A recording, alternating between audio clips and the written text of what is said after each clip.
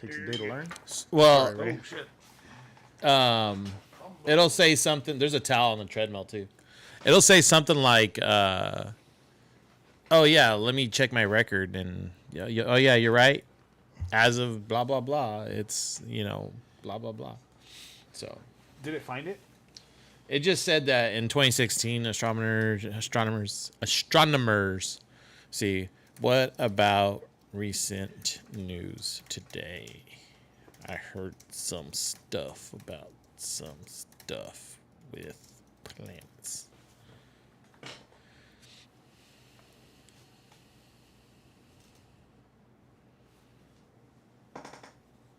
Something about rings around planets.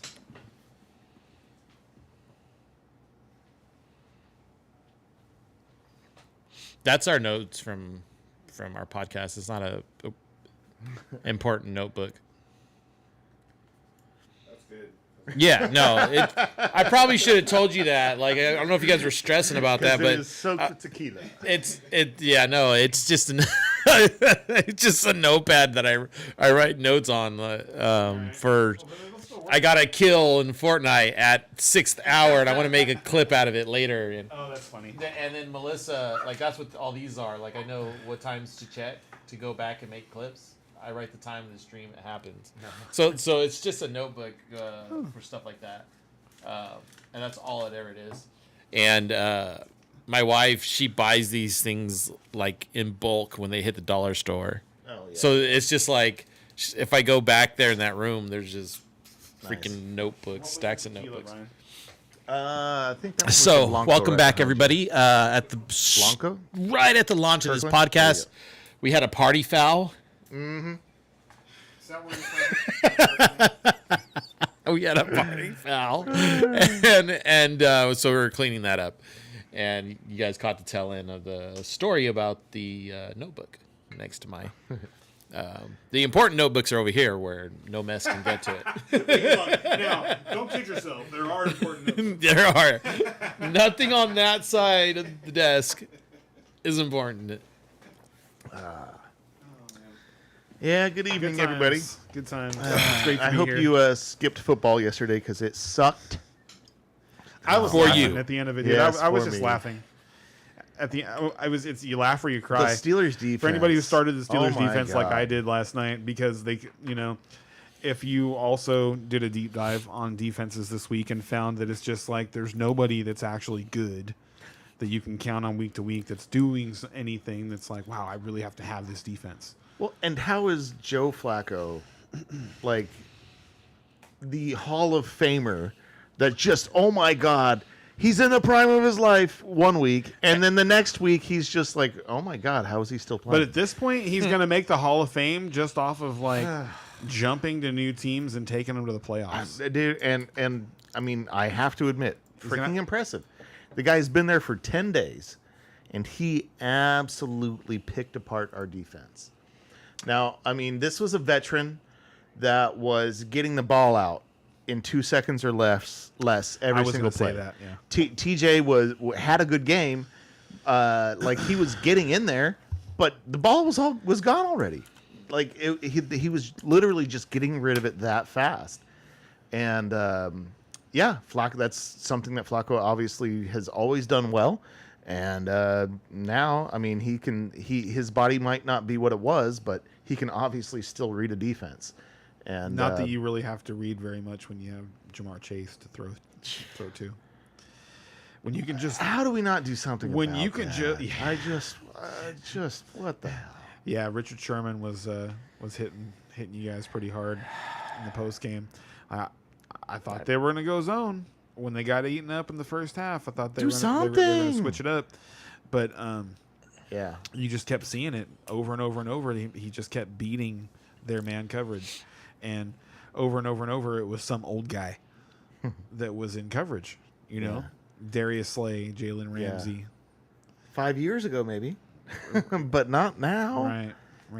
Now we need both of them. Not on him. T. Higgins and Jamar Chase, and it's like they What up, Busy? They said that Oh, busy. What's up? they talked to Mike Tomlin, and Mike Tomlin, told those guys, that's why we brought you here. And it's like, that's why you brought them here? That's all I could think. Are you kidding? You brought them here to play man-to-man against Jamar Chase and T. Higgins at this point in their career. You're insane.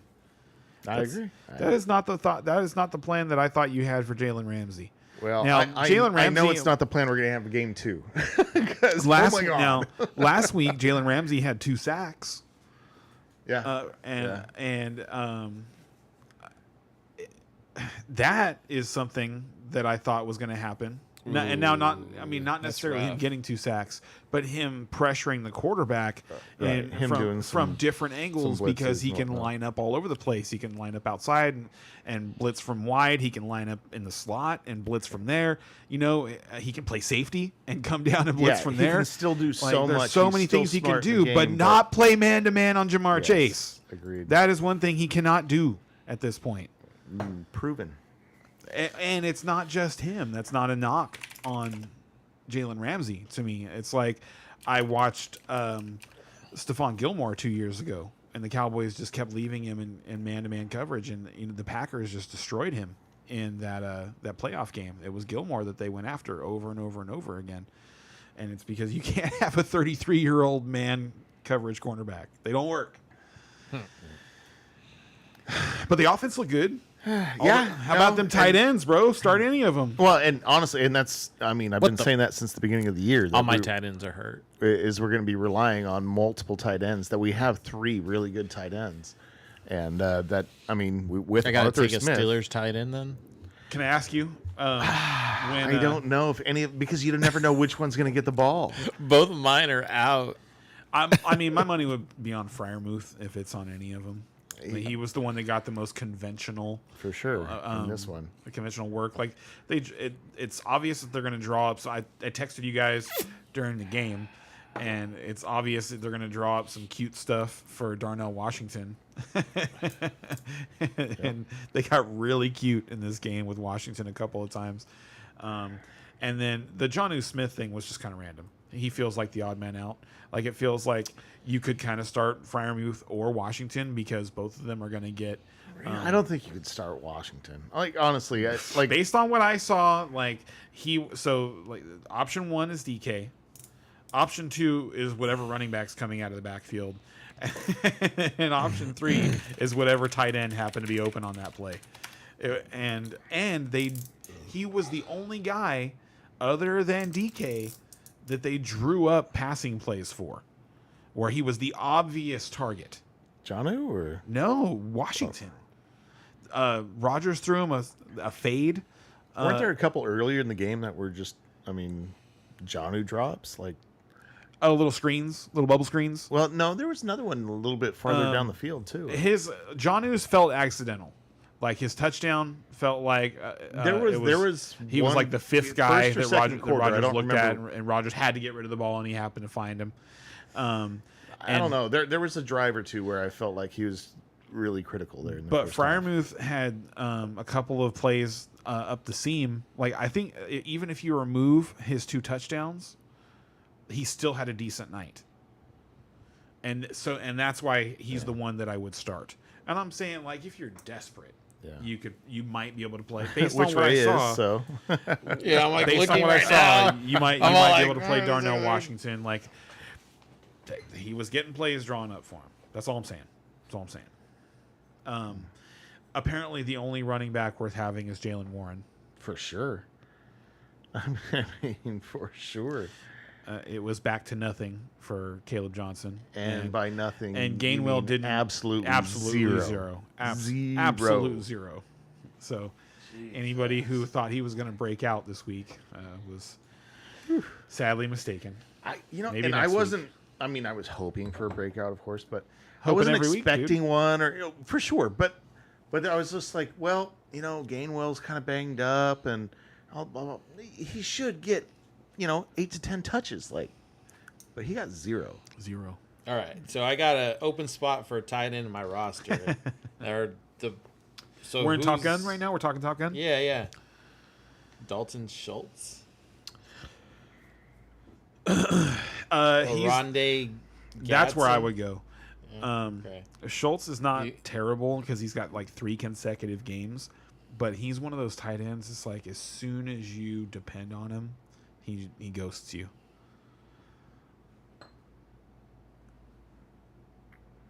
if you happen to just like randomly start him in a DraftKings lineup, you get the game where he catches 5 passes and 2 of them are touchdowns. But the Gadsden play seems like a smarter play. I've increased my winning odds So- by 27%. On to my homer moment. Yeah, I guess. tell us about your homer minute. And I've been giving this a lot of thought, and I think that the Cowboys could benefit from the addition of a pass rusher. What do you think? God, one of quality, like like a Micah. Ooh, I don't know. I don't know if we could. I don't know if we could afford a Micah. You know what though? If we can't get that, maybe if we could get some help stopping the run. that'd be like a nice. Well, and the wonderful consolation part prize. about the Dallas defense being so bad Is their offense that is so their good. Offense just gets to go off, and it's just And Dak absolute Dak looks fantasy goodness. Dak is awesome, man. Oh, dude, yeah. It's crazy, and you know what? Dude? He's looked better to me this year And than any other I this can remember. yeah, like just hoping he doesn't get hurt, because he is having the best year of his career right now, and he does all the right things even when they lose, and like, so they lost that game because they punted the ball with like 7.5 minutes to go and never got the ball back. But when they're asking Dak if he was disappointed in the defense, his response was, "No, hell no." We had a chance. We had our opportunities to score, and like they only failed to score like 3 times, and I think one of them was an end of half. Right. It's like 2 punts on the day, and Dak is up, and like that's totally on the defense, but Dak's up there going, no, that was on me, and so it kind of like shuts everybody up. Everybody's like, because they're not gonna. Well, and when you're not when gonna you're go that against, good, you're not going to go against what the star quarterback is telling you, especially when he's playing that good. Yep. When you can't really say anything about it. Like if he tells you he can play better, you're just like, really? Well, and that's just the mentality you have to have, is you have to look to yourself first. Yep. You know what I mean? What can I do better? and he Unless knows- I'm doing those things, how can I get on in other people's faces if I'm not doing what I'm supposed to be doing? They really might have the best offense in the league. Their ability to score quickly, and not only just their ability to score quickly and like put 6 on you, they can like kick it from anywhere. Oh yeah, with Aubrey, Jesus Christ. It when you really when you add that additional element, like that is something that the other teams just do not have. They don't have the ability to be like, okay, we're at our own 45. Right, and let's just make sure we line it up for him. So a 65-yard field goal is from your 45. So 55, 10, yeah. Right? No, 50. So 45. No. That would be 70. That would be 72.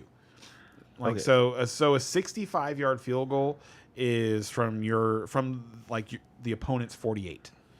Okay, You so add, basically midfield. you add 17 yards. There's 10 yards of end zone, and then there's 7 yards between the line of scrimmage and the So place Dallas just has to get to midfield.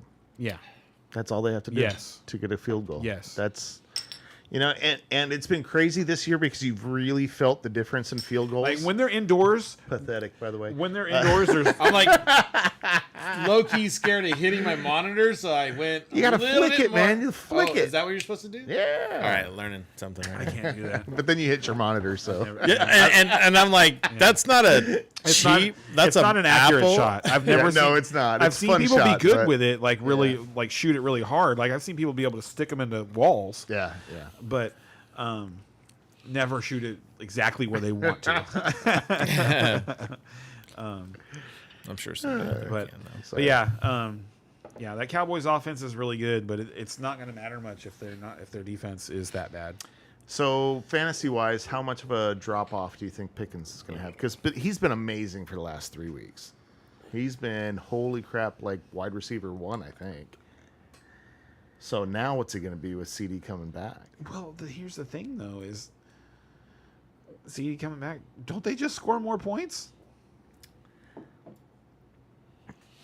Like a lot of times with offenses, they get a player back that's fantasy relevant, and you're worried about the pie, right? Because usually the pie is not going to grow. It's it's usually there's not a game changing player that you're adding back, and if there is, and if the pie is going to grow, then the situation isn't one that where things were already good. It's things were bad, and they're going back to good, as in like Joe Flacco to Cincinnati, and it affects T. Higgins. Right. Because people were at the point where they're probably sitting T. Higgins. Yeah, dropping him. Right. And so that pie had shrunk from a bad offense, but CeeDee Lamb got injured, and they didn't stop scoring points. Yeah. They just changed how they did it. And so there's been a couple of times per game where they've actually been stopped, and it's like, well, I mean, now don't they just not get stopped? Because what are you going to do? So where do you think Pickens is? I'm not getting rid of him. Oh, no. I'm not saying that. You're not going to get what you want, because nobody's going to want to buy in at this height now, because he's done so much, and like it can only go down. But I think he's still going to be a high-end number 2 receiver. He's going to be right. I do too. I think like he's 13, 14, 15. I think he's going to be good enough that it's more worth your time to keep him than to try and trade him now. Like if you did not, if you like everybody knows, if you didn't try and trade him 2 weeks ago, or exactly, then you would have been foolish to, because look at the last 2 weeks. Right, exactly. So like it was a good idea to hold on to him, and it's still a good idea to hold on to him. And he's just your number 2 or 3 now instead of your number 1. Right. You're not looking at him as like this number 1 guy. He's like number 3 on the year or something like that. Something like that. It's ridiculous. And that's after a slow start. And so you don't expect that. Well, I mean, no, the first few weeks were bad. They were just bad. They weren't bad. They were bad. They weren't bad. They were bad enough to where I was like, oh god, I thought it was. They weren't bad. Thought this guy was going to be better. I'm pretty sure he has 1 game under 10 points. Oh, he's got at least 2. No, I don't think so. Hold on. One of them was like 11, but you're right. You're right. Yeah. Oh, it was he got like a touchdown on a super lucky catch or something like that. Late in the game, head, I wasn't counting it because the game against was it who did they? The Giants, 9 targets, only 5 receptions. Mm-hmm. But 1 was for a touchdown, and I remember that touchdown being a little all right. Kind of so thing, first question of the night comes from Jason Ortiz. What's up, Jason? Start 3. Okay. 1 must be a wide receiver slot. Okay. Elik Yomaner or Wandale Robinson. Pollard, Vidal, Rico is an option, but Chuba back, so probably won't play him. I would play Vidal, Wandale, and Iomanner. And who's that leaving out? Rico and Pollard. Who's Rico playing? I forgot who they're playing, to be honest with you. I haven't done my picks yet. I usually do my picks already, and I have not done them yet. So here's the thing: is I usually do my picks, and then we sit here and we drink and we talk, and I make my picks verbally, and they don't always line up with what I've already picked. Yeah. All right, guys, time to lock in. Questions are starting to roll in. Oh, okay, let's get. So, Brian, that was my answer. Yeah, I'm Brian. I'm confident. Like I say, I would go with the 2 receivers, and then I would start Vidal over Pollard and over Rico. Who's the? Can you scroll down and give me the matchup for Carolina? Just I'm pretty sure Carolina's playing the Jets. In New York. Tennessee's at home. I don't know what that split's going to be. I'm confident that Iomanner is going to be the number 1 target for Cam without Calvin I'd rather go Pollard than Iomanner there, but other than that, I agree. Okay. Next question. Start 1. Waddle with against 50-mile-per-hour wind. DJ Moore, Chubb, Cup, Rico, or Chuba? Well, and we were just looking that up. Chuba's back. That's something I was going to bring up when that game came up. But the most current thing that we looked up earlier was saying 17-mile-an-hour winds, not 50, which I know was rumored I would earlier in the still week. start Waddle. So yeah, I'm still worried about Waddle. He might get more carries in this game, but they're going to get him the ball. They'll figure out a way to. They don't have anybody else to get the ball to. I'm sorry. So is Waddle or what were the other choices? DJ Moore, who spent time in the hospital this week. I don't want any part of DJ Moore this week. Chubb is interesting, and that's like that. That's the other one for me. It's either Chubb or Waddle, Jets, and then you've got Cup and Rico Dowdle, and if you want 10 points, I think Rico Dowdle is still a strong start this weekend. Or Chubb, which is funny. Well, Chubb, I actually think I like Chubb. He's been efficient on the ground. He hasn't had like more than 13 carries. Okay, I see you, Sam. We're gonna get to you too. But he's been great. So that's where I'm at. I would still start Waddle, but Chubb is the guy that would really I would really question. Yeah, I'd be watching that weather report until early Sunday morning. Make sure If it gets bad enough, I would go to Chubb. Yeah, if it's anything over 17 miles an hour, look for anything other than Waddle, honestly. But as long as it's 15 or under, I wouldn't be scared of him. Okay, all right. Start one this week, or ROS, Ertz, Henry. That's Hunter Henry versus Zach Ertz. I would start Zach Ertz. He's playing against Dallas. Hunter Henry's going against Tennessee, though. I would. I'm starting everybody against Dallas, dude. That's true. I like if you. That is true. If you need a strong flex play this weekend, I love Luke McCaffrey this weekend. Yeah, I can see how it's a tough choice between the two. I think going against that Dallas defense is something you can totally do right now. So I would lean that way. But honestly, both are good options. And there's still no McLaurin. No McLaurin, and it looks like no Debo either. Really? Debo's out too? Looks like it. Ooh, yeah. Oh, yeah, man. Luke McCaffrey's going to Yeah, ball. because I had picked Luke Washington. McCaffrey's going to ball this weekend. It's going to be the think I'm gonna McCaffrey switch party. to I picked him up in Dallas. all my Dynasty leagues, so I'm super excited about that. I had him for a hot second in Top Gun, and I was thinking about playing him, but I couldn't do it. So, Okay, so start one this week, or ROS, Danny, Pennies, Love, and Murray. I'm sorry. Say again? Wait, yeah. Hey, Ross. ROS, Start one rest this of week, season. Rest or- of season. Okay, ROS is rest of season. gotcha. Okay. Danny, Pennies, Love, or Murray? Oh, pennies for sure. And that's Dan. He means Danny Dimes. He means Got you. Okay. Yeah. I was okay. That's good stuff. So- versus Jordan Love versus Kyler Murray, and it's a rest of season question. And so I'm on Danny Dimes. I am too, and I'm right. They have so many weapons. He has the best running back. He might have the best tight end, and they have so many wide receivers that they can sit Adonai Mitchell. Dude. So Like I said, Indy's been my sneaky team this year. I've been riding them since like week 1 or 2. it was all about whether or not Daniel Jones was going to be able to operate their machine.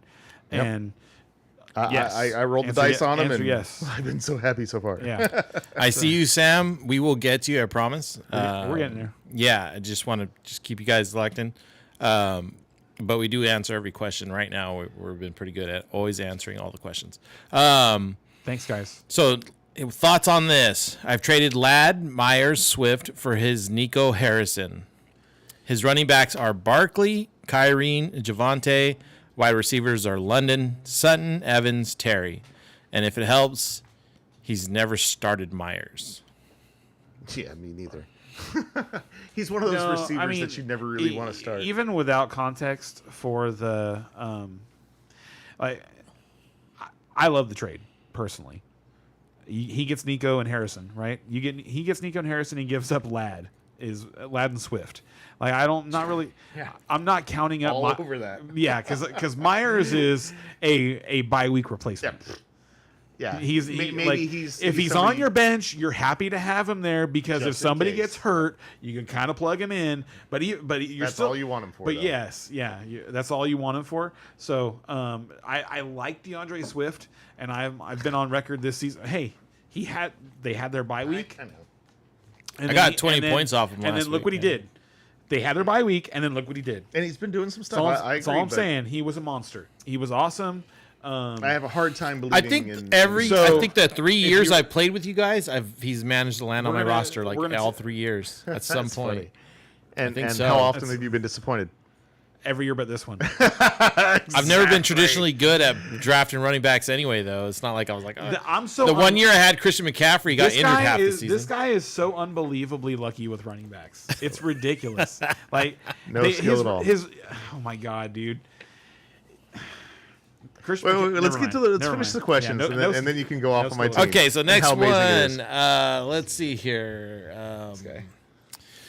Hi, Should I score 40 for real. start Quentin Johnston or Cam Scatterbo? Ooh, nice choices. First of all, like that's a nice little choice in the flex. I need to look up those Scatterbo. matchups for Scatterbo. because I actually think against Denver. I think He that, went off last week. Him and the I think that Quentin Johnston They is going to clicked. fade away. Really? I do. Any particular reason why? Trey Harris played 75% of the snaps last week, and looks awesome. He's their second round pick from this year, and he's a beastly looking kid. He looks really good. We've been waiting for him to get on the field more, and he was on the field a lot, and it coincided with Quentin Johnston's worst game of the season. That's why I think it's going to happen. Remember, we talked about a lot of the plays that he had made and made fantasy points on were fluky. Like he had just kind of made some really big plays. And when you watch both of those guys, like the eye test tells you that Trey Harris is a better player. Then Quentin Johnson? Yes. All right, how can we bet on this? Because I don't share your opinion there, sir. It'd have to be a long-term bet because he's a rookie. I'm not betting fantasy points on this rookie versus Quentin Johnston, who's had the best start of his career. Okay, well, the answer to that question And for he's a me would be third-year Johnston, player. and a pretty solid Johnston. I Not like me. the, Like Scadaboo's I like getting all the work. Like you saw it. So we were. I love Scadaboo. Dude. He's so much fun to watch. We but were he's got a tough worried about matchup. Tyrone Tracy coming back and eating into Scadaboo's work. I wasn't. We're not now. Yeah, no. We're certainly not now. And so, like, you saw what he was able to do against Philadelphia. I think, like, for now, like, the good times are going to roll, at least for a while, until he gets hurt. Like, I would be running him out there. It's just a win. Until he gets hurt, I'm running When him they out there actually like catch him in a he's concussion. baby CMC. Because that's how they use him in the offense. That's how many touches and how many opportunities he gets. He's competitive with guys like CMC and Jonathan Taylor and Saquon Barkley. All right, so you're going to take Scadaboo with a bad matchup over Johnson, Yeah. a good matchup, Right, yeah. and I'm going to disagree with you on that one. We can do a hat bet on that one. I'll do a hat bet on Sweet. that one. So, all right, there you go. I get Scadaboo. Scadaboo. Yes. And I'm rocking the Giants jersey today. All right, I did it. Hey, we don't script this. No, obviously not. Like, I didn't know we were going to get asked that question. Shit.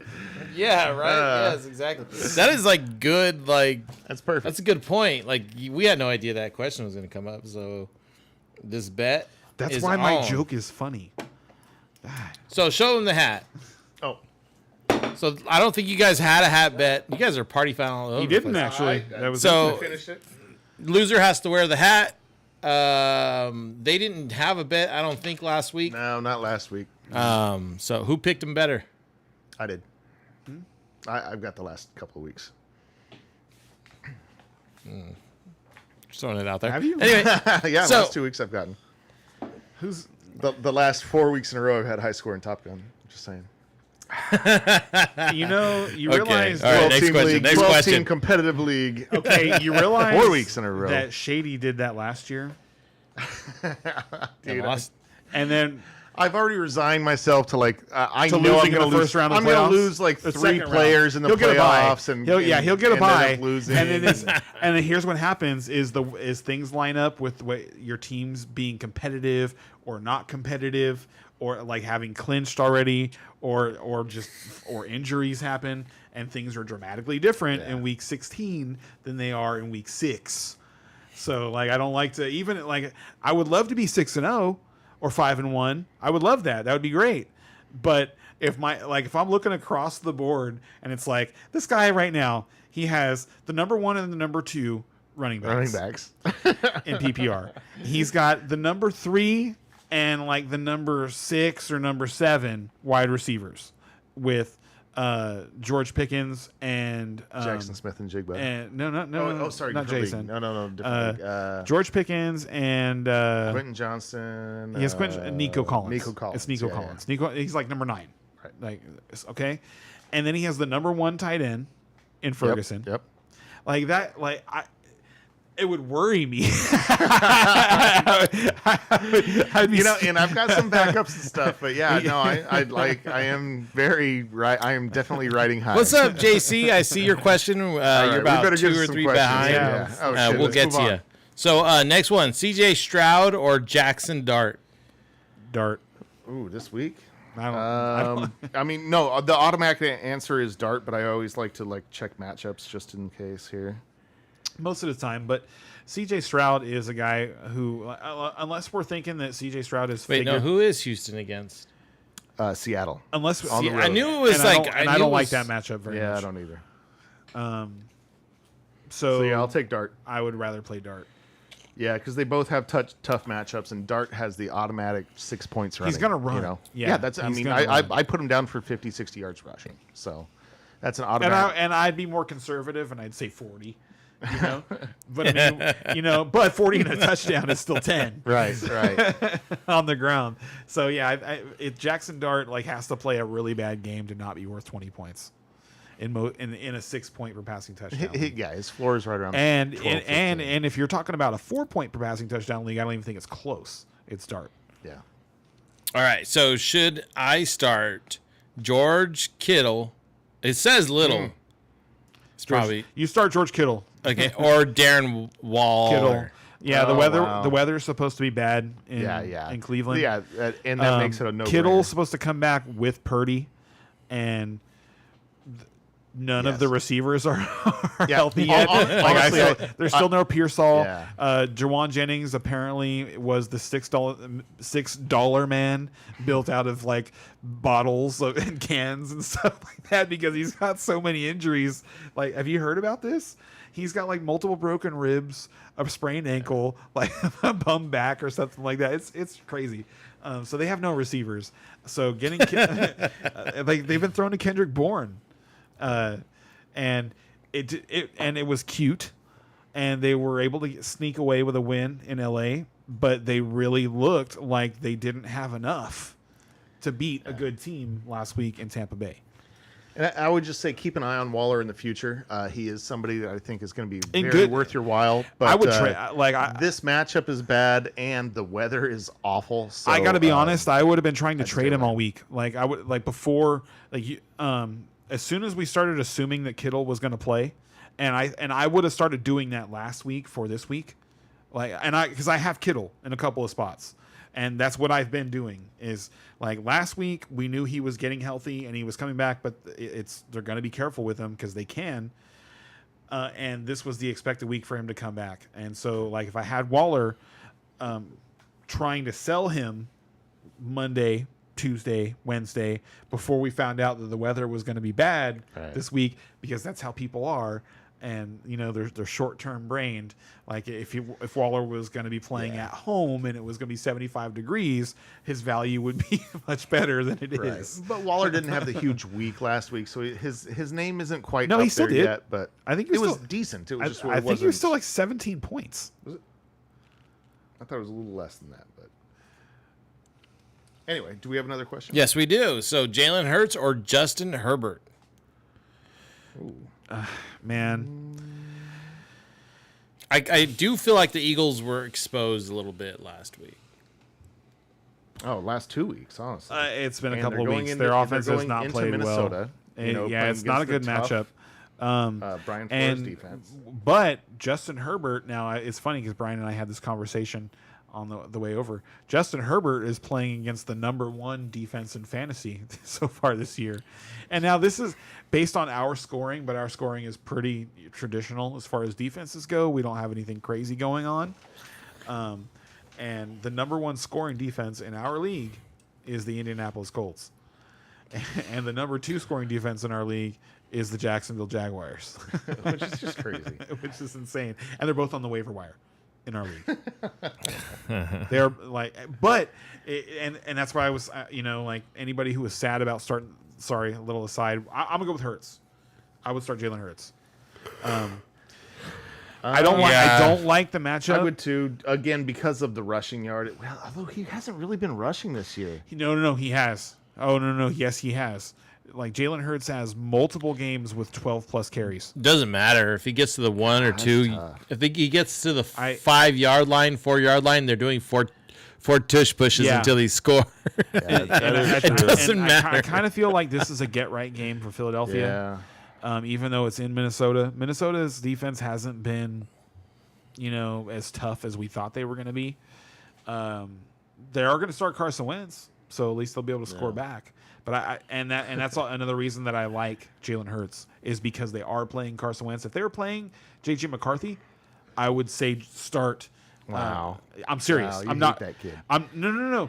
I do. You do hate that do. kid. I know. I do. I'm not. I can't say that I don't because Probably runs funny. Like when the draft was happening, I killed the pick in the draft, and you know what? And I also said that the Falcons did the right thing in taking Michael Penix. Anybody who wants to check that out can check that out. No, I remember. But I did, and I also called you dumb. I remember. Yep. how I look now. No, Kirk. And with all the injuries and stuff, like Kirk Cousins is sitting there like this like trophy that they've got they could wave around, and sell to the highest bidder. So I think I would lean toward Hurts there too, just because of the automatic points you kind of get from him, and the tush push there. So I'd go that way, but it's really close, and I see why you're having trouble. Do we have more questions? Or? Yeah. We are caught up. Okay, cool. All right. We are caught up with our questions, and But we agree there. Hey, how about that? Yeah, just barely though. I think it's really close. Wait a minute. No, I Wait a think it's minute. close too. We but just I think, got another one and coming that's in? why Okay. that's why I'm saying that because Minnesota projects to score more points back with Carson Wentz than J.J. McCarthy, I would lean towards Jalen Hurts because I think the Eagles are going to have to score 3 to 4 times. Keep going. All right, what's our new one? The new question is, also with Hubbard. Okay, so this is the same gentleman that said Jason Hurts or Justin Herbert. So, also with Hubbard coming back as Dawdle owner, how concerned should I be of his usage moving forward?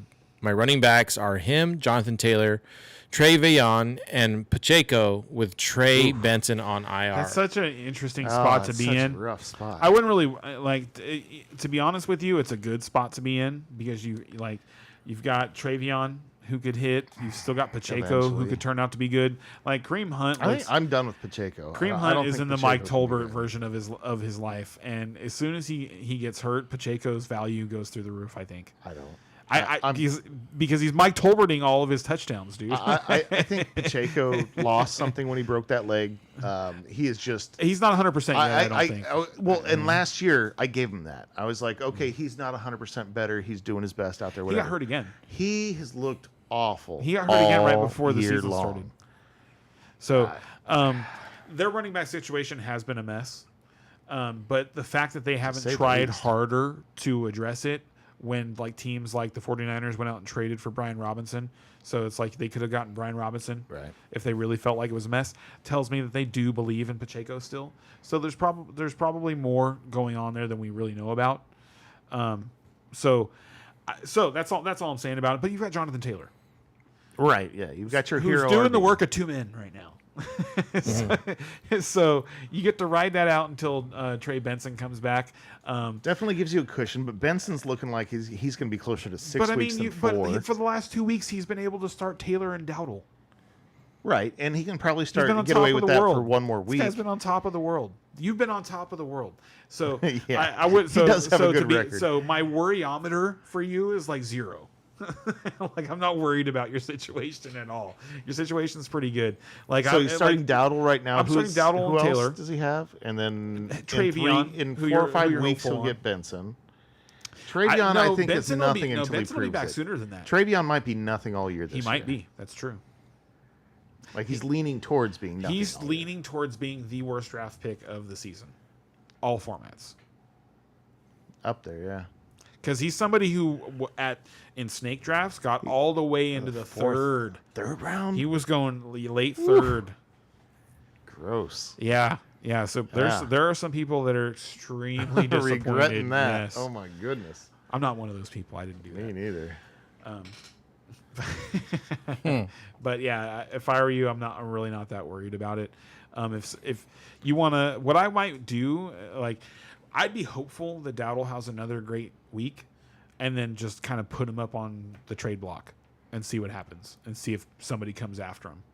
Because you've got, like, when Trey Benson comes back, I feel like you're going to have what you need in Benson and Taylor. You got another month for that at least, though. I don't know. It's already been 2 weeks. I know, and they're saying it's going to be longer. No, than that's before. Hampton. You Trust sure? me, I know. I know Hampton. I have both of them in Top Gun. I know. Yes. Okay, so we're all cut up there. So let's talk about the Rams for a little bit here. Oh yeah. Like this guy over here is the Rams. What's up? I'm the what? I know we're doing all right though. It's gonna be okay. We're doing all right. 4-2. You don't need Puka, I know, right? right? He's only out for one game though. You got right? Devontae.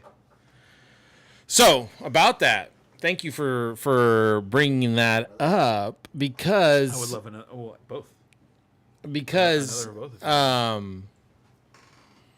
I almost kind of like situations like this because it forces them to work it out. Him and I were talking on the way over. And it's like they've now got to figure that out. They've now got to, like, Stafford has to get trusting to other people. You know, I know that doesn't make complete sense the way I worded it, Well, but like he's got to start or stop rather using Puka as a crutch. Well, And start letting his interesting weapons thing be about weapons. Stafford is that I wouldn't have used the word crutch. What seems to be more the case with Stafford, like you look at his history with Calvin Johnson and Cooper Kupp and now Puka, is that he finds his guy and he just goes to that guy, and not like a crutch, but like, I'm going to get my guy the football. Like I have this, otherworldly talented receiver. I'm going to get him the football. Stafford is really good at that. And so I think, man, I have him in a couple of spots, Adams. So I'm hoping that that's what happens. And that we see like 15, 18 targets for Devontae. But like I was telling this guy on the way over, I am still on the fence. Like, let's do the 6-7 dance. 50-50. Not sure if that's going to result in like 6 catches for 60 yards or 14 catches for 160 yards and 2 touchdowns. Because the way that they've been playing so far, you got to lean closer to like, yeah, he might get 18 targets, but he might only catch 8 of them. And he might get 4 end zone targets, but he might not catch any of them. Because that's because that's what we've gotten so far. But Stafford is so good, and Devontae is so good that I'm gonna believe. At some point, they're going to start connecting. I said it a couple weeks ago that everything that you see, everything you want to see from your fantasy receiver was there except for catches, like clear first reads, all of that stuff, end zone targets, everything.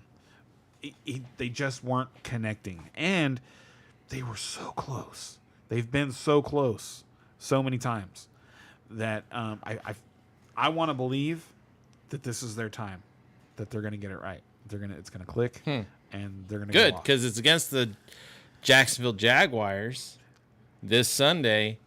The number 2 overall defense in fantasy football, if anybody didn't know. And it's in their second home of London. Oh, I forgot London. Yes. Yeah. And so super interesting. The Rams are flying right now as we speak into London. Makes sense. The Jaguars have been there all week. Now, why is I that? thought the Rams flew in this morning. No. The No, Jags didn't the play there Rams were last here week. in town this morning.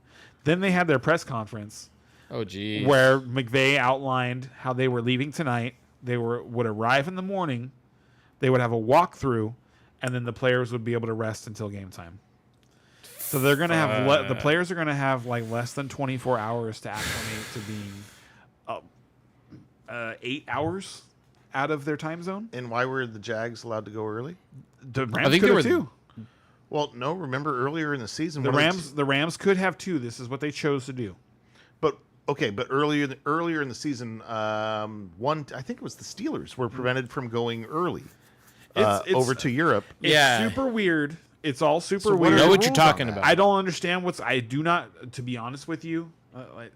Like, Okay. what the F's going You know on what? here, man? Okay, listen. We've got to do a little dialogue on stuff like this because, like, I really want to be able to answer these rules questions, and they're easy for me if somebody asks me early in the day, and I have can access. look for it, like, and then I look can for it, I can yeah. answer the question, and because this is a good one, is what is the actual rule in terms of like teams being able to prepare for Because the it London seems game? to have changed in the last It seems 3 to weeks. it seems to be inconsistent, Right. Because there was a team that was not allowed to go at the beginning of the week when they had a game at the end of the week, but then there was a team that was allowed to stay after they had the game for another game the next week. That And one, then- and, that like- makes sense to me. Like if you've got 2 back-to-back games over there, they scheduled that on purpose so you could stay over there. I get that. Right, but it's a competitive advantage for that team and disadvantage for the next team that they play. Well, and if that's their home game, then I think they deserve that. You know what I mean? That is a good point. Very good So point. yeah. But anyway, it's still,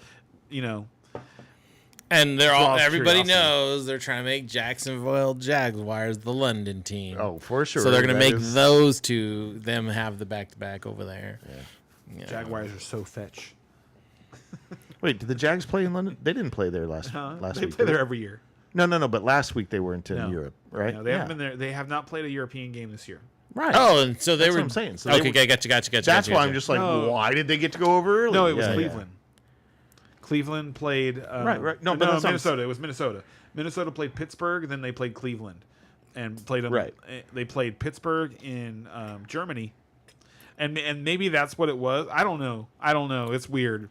They didn't want to force them to fly all the way back when they were going to have to fly. Maybe that's what it was. Cherry's always it was. good, Dude, bro. yeah, the black cherry's the best one. Cherries. Always. Actually, I just had this one. It tastes pretty good. The strawberry. Oh, I haven't done the strawberry yet. Oh, so next question. By the way, before we get to that question, I am picking the Rams, even though, well, that's my team. I'm not picking against Until them. we actually are picking that game, until it comes up. No, I'm not it gonna- is right I'm now. not going to decide. I'm on because I'm still on the fence. Like I'm. Oh wait, that's He's what saying we're let's talking pick about it Yeah, right now. it's the first one up. It's there you the go. 6 a.m. Yeah. game. Oh God. So before we answer this question, let's make our picks on this game. We just finished talking about it. So let's make our pick. I'm going I LA need it Rams. to happen. know. I need it to happen, so I'm going to go with the Rams. I need it to happen. I need the Rams to. I need Devontae Adams. I lost Ibuka this week. Like I need. It's not a bad bet. I need Tay. I need you, Tay. It's not a bad bet. I need you. Because it's a coin flip in my head, I'm gonna go ahead and take Jacksonville at home. Hey, and you Because know what? That's a they're good lone wolf. Jacksonville at in home. London. Their second home. Yeah. That's a Jacksonville good. at their second That's a home. good lone wolf. Jags. Yeah. They've been doing it. They've got a home field. These are advantage both over 4-2 going into it. Okay, so to our question. So move BTJ for Judkins. there. Brian Thomas Jr., Judkins. I would Yeah. I mean. Well, Judkins is gonna get all the work this week. yeah. Well, He's gonna get just going 25 forward, plus going touches. like I think Judkins is like a top 10-ish running back He's for the rest of the good, year. dude. Rest I of the don't want to season. admit it. I don't like seeing it because he's in my division. But He looks- holy crap! I gotta tell you, why didn't we get that guy instead of Caleb Johnson? This Because is the Judkins dude. is a This is the freaking second beast. year in a row where a running back's college tape has just completely lied to me. Yeah, Like last year, it was Bucky Irving, and I really just didn't. And when I say lied, I mean like the running back that is putting tape on in the NFL jersey he didn't play like that in college. He did not play like that in college. Like Judkins was not a like explosive runner. He was much more of a plotter in college. And I still don't think he has like home run speed. And you saw him get caught in that London game. But he has that break speed. He can He's hit that big enough. hole. He's 220. He's 6'2", 220, and he runs hard enough. And can hit the I was hole worried. fast. I was worried about his tackle breaking ability coming into the NFL, and I'm not anymore. And it looks like the Browns are just going to give him all the work. The offense has gotten better with Dylan Gabriel taking over, so I like it. And also with BTJ, not only has he struggled, but there is constant talk about how they're trying to get Travis Hunter more involved. Yes. So it's entirely possible that he moves down from being like the clear alpha to being in like a 1A, 1B position. I have definitely just I'd taken rather have Brian Judkins. Thomas Jr. and moved him way down Yeah. in my Yeah, it's mental unfortunate. head. It's really my unfortunate. mental list there. So Yeah, I definitely take Judkins there. I think the situation favors him. Plus, everything favors him now. we are in He's a beast. lockstep there. Yeah, There you go. So next game up is the Saints versus Chicago. Saints are at Chicago Bears plus 4.5. If you're betting on the Saints, over under is 46.5 plus 185. If you're betting on the Saints, minus 225. If you're betting on the Bears, you are most certainly welcome, Cole. Don't forget to subscribe. Thank you. Join our pool. It's in the description. Yeah. And you can play right against along us. with us. And ask questions anytime. That's what we're here for. Mm-hmm. Chicago here, I mean, it's the obvious choice, I think. I mean, New Orleans, you're not betting on. Have you until they picked New start Orleans doing at all this year? They're one I and five. haven't either, and I I'm know, not I'm going saying. to I here. was going to say I've been wrong once. But I'm not sure. They've I been would so say close it's the obvious every week. choice. And I feel like they got jobbed last week. I really do. I remember you saying that in the text chain there, and I was just like, I I don't see it. Maybe he's just watching that game. I'd say but- it's they were on at the same time as the Cowboys, and I was doing my 4 games at once, and I was paying more attention to the Saints Patriots game than I was the Cowboys Panthers game. I found the game to be more interesting, more compelling, and it really was a fun game. It was one of the best games of the day, I thought, and also the worst officiated game of the day. All that being said, like this is a tough spot for them going into Chicago. What's the weather? They're playing early. What is the weather like? 'Cause if the weather's clear, I like the Saints to win this game. If the weather's sloppy, I like the Bears to win this game. Hold on, I gotta. Oops.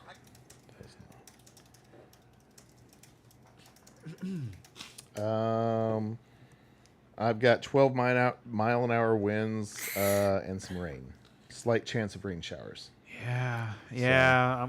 So weather-ish. I mean, nothing real bad, but You know it's what? still I'm there. still gonna ride with my Saints. I really like. It's funny. We talked about picking like little like side teams. Like we've got our teams that we obviously love. Right, And then right. we've all got our pet teams. And for me, the Saints they're really my pet team this year. Like If we're gonna go with that, that, then the Jags are probably mine. Well, I know the Jags are yours Yeah. and Indy's mine. Right. You know what I mean? And, Yeah. and I think I said Bucks, but I don't know love why Bucks, though. His but- Saints. but I like. I would watching say the- that the Bucks are your realistic team, I really and like Saints are your watching- wannabe team. because so the thing is like when you watch, let's say when you watch the Jets, they look awful. When you watch the Titans, they look awful. When you watch the Cardinals, they look awful. And it's funny because the Cardinals beat the Saints in week 1. I think if they played again, the Saints win you that might be game. right. Yeah. And I feel like the Saints are a team that has, like, despite them being 1-5, they have played better football week after week after week. They've cleaned up their mistakes. They've done a better Now, job are of you moving talking the ball. about the Saints, or are you talking about Spencer Rattler? I'm talking about the Saints in general, all of them. Because I know Rattler's your boy. Like the offensive line has gotten better. Okay. There's the protection has gotten better. The run blocking has gotten better. They've gotten Kendre Miller involved. Chris Olave is. It's funny because like he's exactly who I thought he was, and who he really reminds me of is Jarvis Landry. Like I really think that like he's not. I don't think he has like the toughness of Jarvis Landry, but like in terms of fantasy production, like that's what you should expect from him. Like the best seasons that we ever got from Jarvis Landry were like 100 catches and like 1,100 yards, but only like 3 touchdowns. And that's kind of who Olave is like he's not really a touchdown generator. He's not a guy who like he doesn't find the end zone. But the rest of this team is interesting, and they just got Taysom Hill back. I like what they're doing. So I like you're them going Saints? to go in there and upset the Bears. All right. Okay, so he's going Saints. I'm going Bears. You're going Bears. Next question. Just got offered Brees Hall for Vidal and Hampton. Should I accept? No. No. I would not. Hold on. It's How long? Wait. How much longer is Hampton? It doesn't matter. He offered Vidal and he's giving up Vidal and Hampton. So he has Vidal. He has the guy that you have plugged in until Hampton gets back. And I would rather a lot more confidence in Vidal than I do right now. I have much more confidence in the Chargers offense than I do the Jets offense. I have That's no fair. idea. No, that's fair. That's fair. But Brees is a guaranteed big piece of that. He is a fantastic football player. Fantasy wise, it's never come together. Like he was a centerpiece of my team last year, and so I know all about. Good last year. I know all about. He's been much better this year. But still, look at the numbers. It's still not good. Ask this guy. Terrible at drafting running backs. I'm going to do better next year, though, for sure. And it also depends on what is your record now, and are you able to get by with what you have? Because he might be in a situation where he has to have a starting running back. Vidal, I would rather start Vidal. Then For as long, yes. For as long, straight up, yes. For as long, I wouldn't agree with that, but okay. Well, I'm 1 for 1 on Vidal versus Brees Hall. Well, last week you mean? Yeah, it's the only week so far. All right. And right. I mean, and I think people were lower on him because they just kind of assumed that Hassan Haskins, who was already on the roster, was going to assume the major role. But if you're somebody who pays attention to Dynasty, you knew who Vidal was from last training camp. God, I have him everywhere. I hope you're right. I think it's my pessimism, but I really hope. I told you to start him. If Vidal is good, You didn't listen. You didn't listen. I didn't need him to beat you. Okay. And you know what? Since you said it like that, this guy won by 15 points. Okay. Mm-hmm. While my kicker scored -2. I lost Ibuka after half the So game. you're saying he should have won by a lot more than 15 points? No. I'm I saying scored the highest in the league. What do you want? I from me, scored the brother? 3rd highest in the league, and the guy that scored 2nd highest in the league was less than half a point in front of me. So sit and spin. It's just like if you're going to score the 2nd highest points in the league this week, you should not be playing against the guy who scores the most. Basic strategy, man. Yeah. But it's like, I mean, if you told me I was going to score the 2nd most, if I told you were going to score the 2nd most points every single week, take it or not take it. Oh, of course. Okay, fuck you then. Take your loss like a man. And I did. I didn't whine until you started. It sounded a little bit like a whine. Until you started. It happened a week ago. But you're not bitter. That's So what, the that's first what I time we love about talked it. about it. Question from It Reyes. was How? week 6. I'd be question- better if it was week 15 or 16. Question from Reyes. How do you think Jamar Chase owners who traded him a few weeks ago are feeling after his performances in week 6 and last night? Yeah, I think that's an obvious answer. You know, I could have gotten Jamar Chase in our league.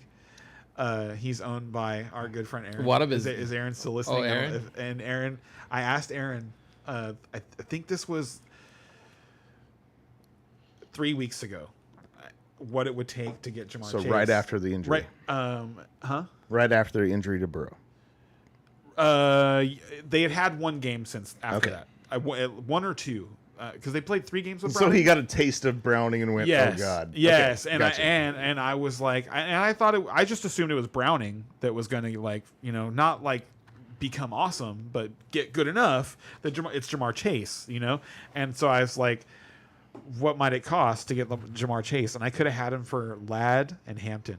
who hadn't got injured at the time. Oh well, then it was bad. It was There's no right, right. But you look now, and it's like they've got Joe Flacco, Yeah. and Chase is coming off back-to-back 30-point performances. Like anybody who traded him is feeling pretty dumb. You're feeling pretty bad because there's no way that you got what you deserved for a guy who's going to threaten 30 points a game. Agreed. There's just no way. What you All got, Ray? right. So we got 2 questions in the queue. First one up by Dylan. Redraft full PPR, move Swift or JMC, receive Q John or MAH, which running back, which wide receiver. My depth, running backs, Achan, Judkins, JCM, Swift. Wide receivers are Worthy, Bourne, Igbuka, who's out, Flowers, who's on a bye, Downs, who's out, Neighbors. All right. I love that he's so specific, but I have to come around and look at the screen here because Sure. I cannot keep track of all Okay, that. so I would rather trade Swift, and I would rather get Marvin Harrison Jr. Like, I'd rather keep Ja'Cory Croskey. Well, actually, no. No, I take that back. I'm sorry. Like, this is probably unconventional, but I think I would keep Swift because I think that Ja'Cory Croskey Merritt is going to have a very Brian Robinson-like role where it's great that he gets 22 carries, but sometimes that 22 carries is just going to be for 80 yards and no touchdowns, and he's not going to catch the ball. So his follow-up is, the question is who he'd rather deal and who he'd rather get in return. Yeah, and so, like, if I'm reading this right, it says move. The options to move are Swift or JCM, and then the options to receive are Q John, as in like Quentin Johnston, or MHJ, which is Marvin Harrison Jr. And so, yeah, for me, like, if you have the ability to do it, I would trade Ja'Cory Croskey Merritt for Marvin Harrison Jr. in a heartbeat, and go right to sleep. Honestly, I'd trade for either one of them. If you can get JCM, trade away JCM and get either one of those. He's making money on Quentin Johnston right now, so he's not somebody who's into selling him. But as somebody who owns Ladd McConkey and has been watching the Chargers very closely, And you see Keenan Allen kind of fading too. Yeah, he's fading. Yes, I think both of them are. I think Johnston was like the big play machine that's kind of like it's not working anymore, and It wasn't an injury? Huh? We're talking injury. He got hurt. Johnson? Yes. No. Yes. He definitely had some kind of an injury where he was down for a bit. Like, there was reason for him to be. There wasn't. I don't recall him getting injured in the game, Let me double check. but I do recall seeing a lot of Trey Harris, So while Brian's looking that which up, I liked. Trey Harris we was will awesome. move on to the next question. Oh, yeah. Sorry. Forgot about the other one.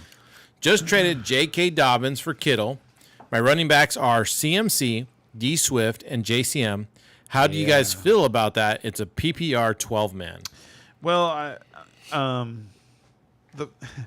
typically I don't really like trading into another high asset on one offense. But when it's George Kittle, hell yeah.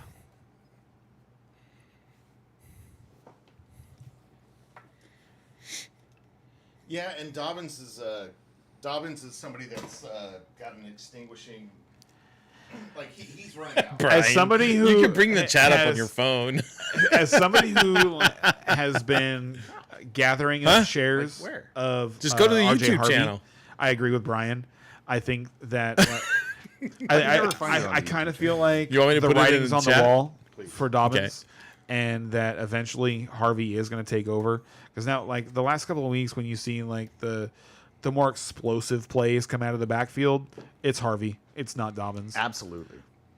It- So Dobbins is expiring. That's what I was trying to say. And they also a couple weeks ago they said it was Aikman and Buck who in their production meeting with Sean Payton had asked him about Dobbins, and he said that their goal is to make him more the closer, which is exactly what Payton did with guys like Mark Ingram in New Orleans, like when he had Alvin Kamara. And, Kamara gashes you here and there, and then Ingram pounds you into the dirt. And so that's kind of what he wants from the guys that he has in the backfield now, and I think it's just a matter of time before he really trusts Harvey, and Harvey takes over.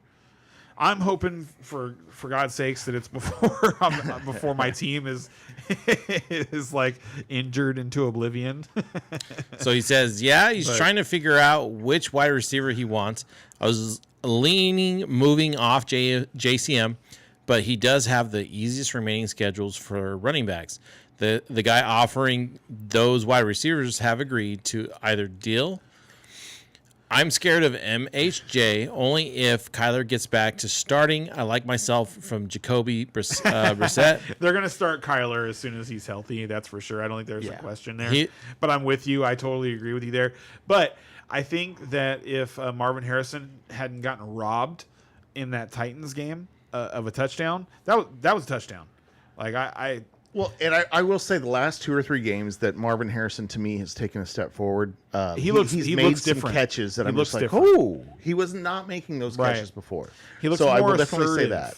Yes, and that takes. but Kyler Murray is so. Oh my goodness! I don't think it know what matters. to do about Marvin that Harrison guy. Jr. is so good that I really don't think that matters. Assuming like the only thing you could possibly be worried about is the concussion, because concussions are weird, and like we lost a whole season to Chris Olave, part of one season and basically all of last year, because of concussions. So that's weird. But I really think that he's going to be a fantasy championship winner this year. That's how I felt about Harrison going in. He was a player that I had targeted. My team ended up going a slightly different direction because that's, drafts don't always play out the way that you planned. But I still believe that about Harrison. Yeah, and up to 3 weeks ago, I would totally disagree. But like I've seen some plays out of him in the last 2 or 3 weeks, and I'm just like, wow, okay, maybe He's the dude. Maybe He's- this guy is what was hyped, Right. Where I wasn't really thinking that before. So And seriously, he got robbed on the touchdown. It was a touchdown. So Quick aside. I'm really getting fed up with the calls that just don't jive with what your eyeball saw, where it's like technicality beats common sense. And that is one of them, is like they have a certain way that they go about calling these things.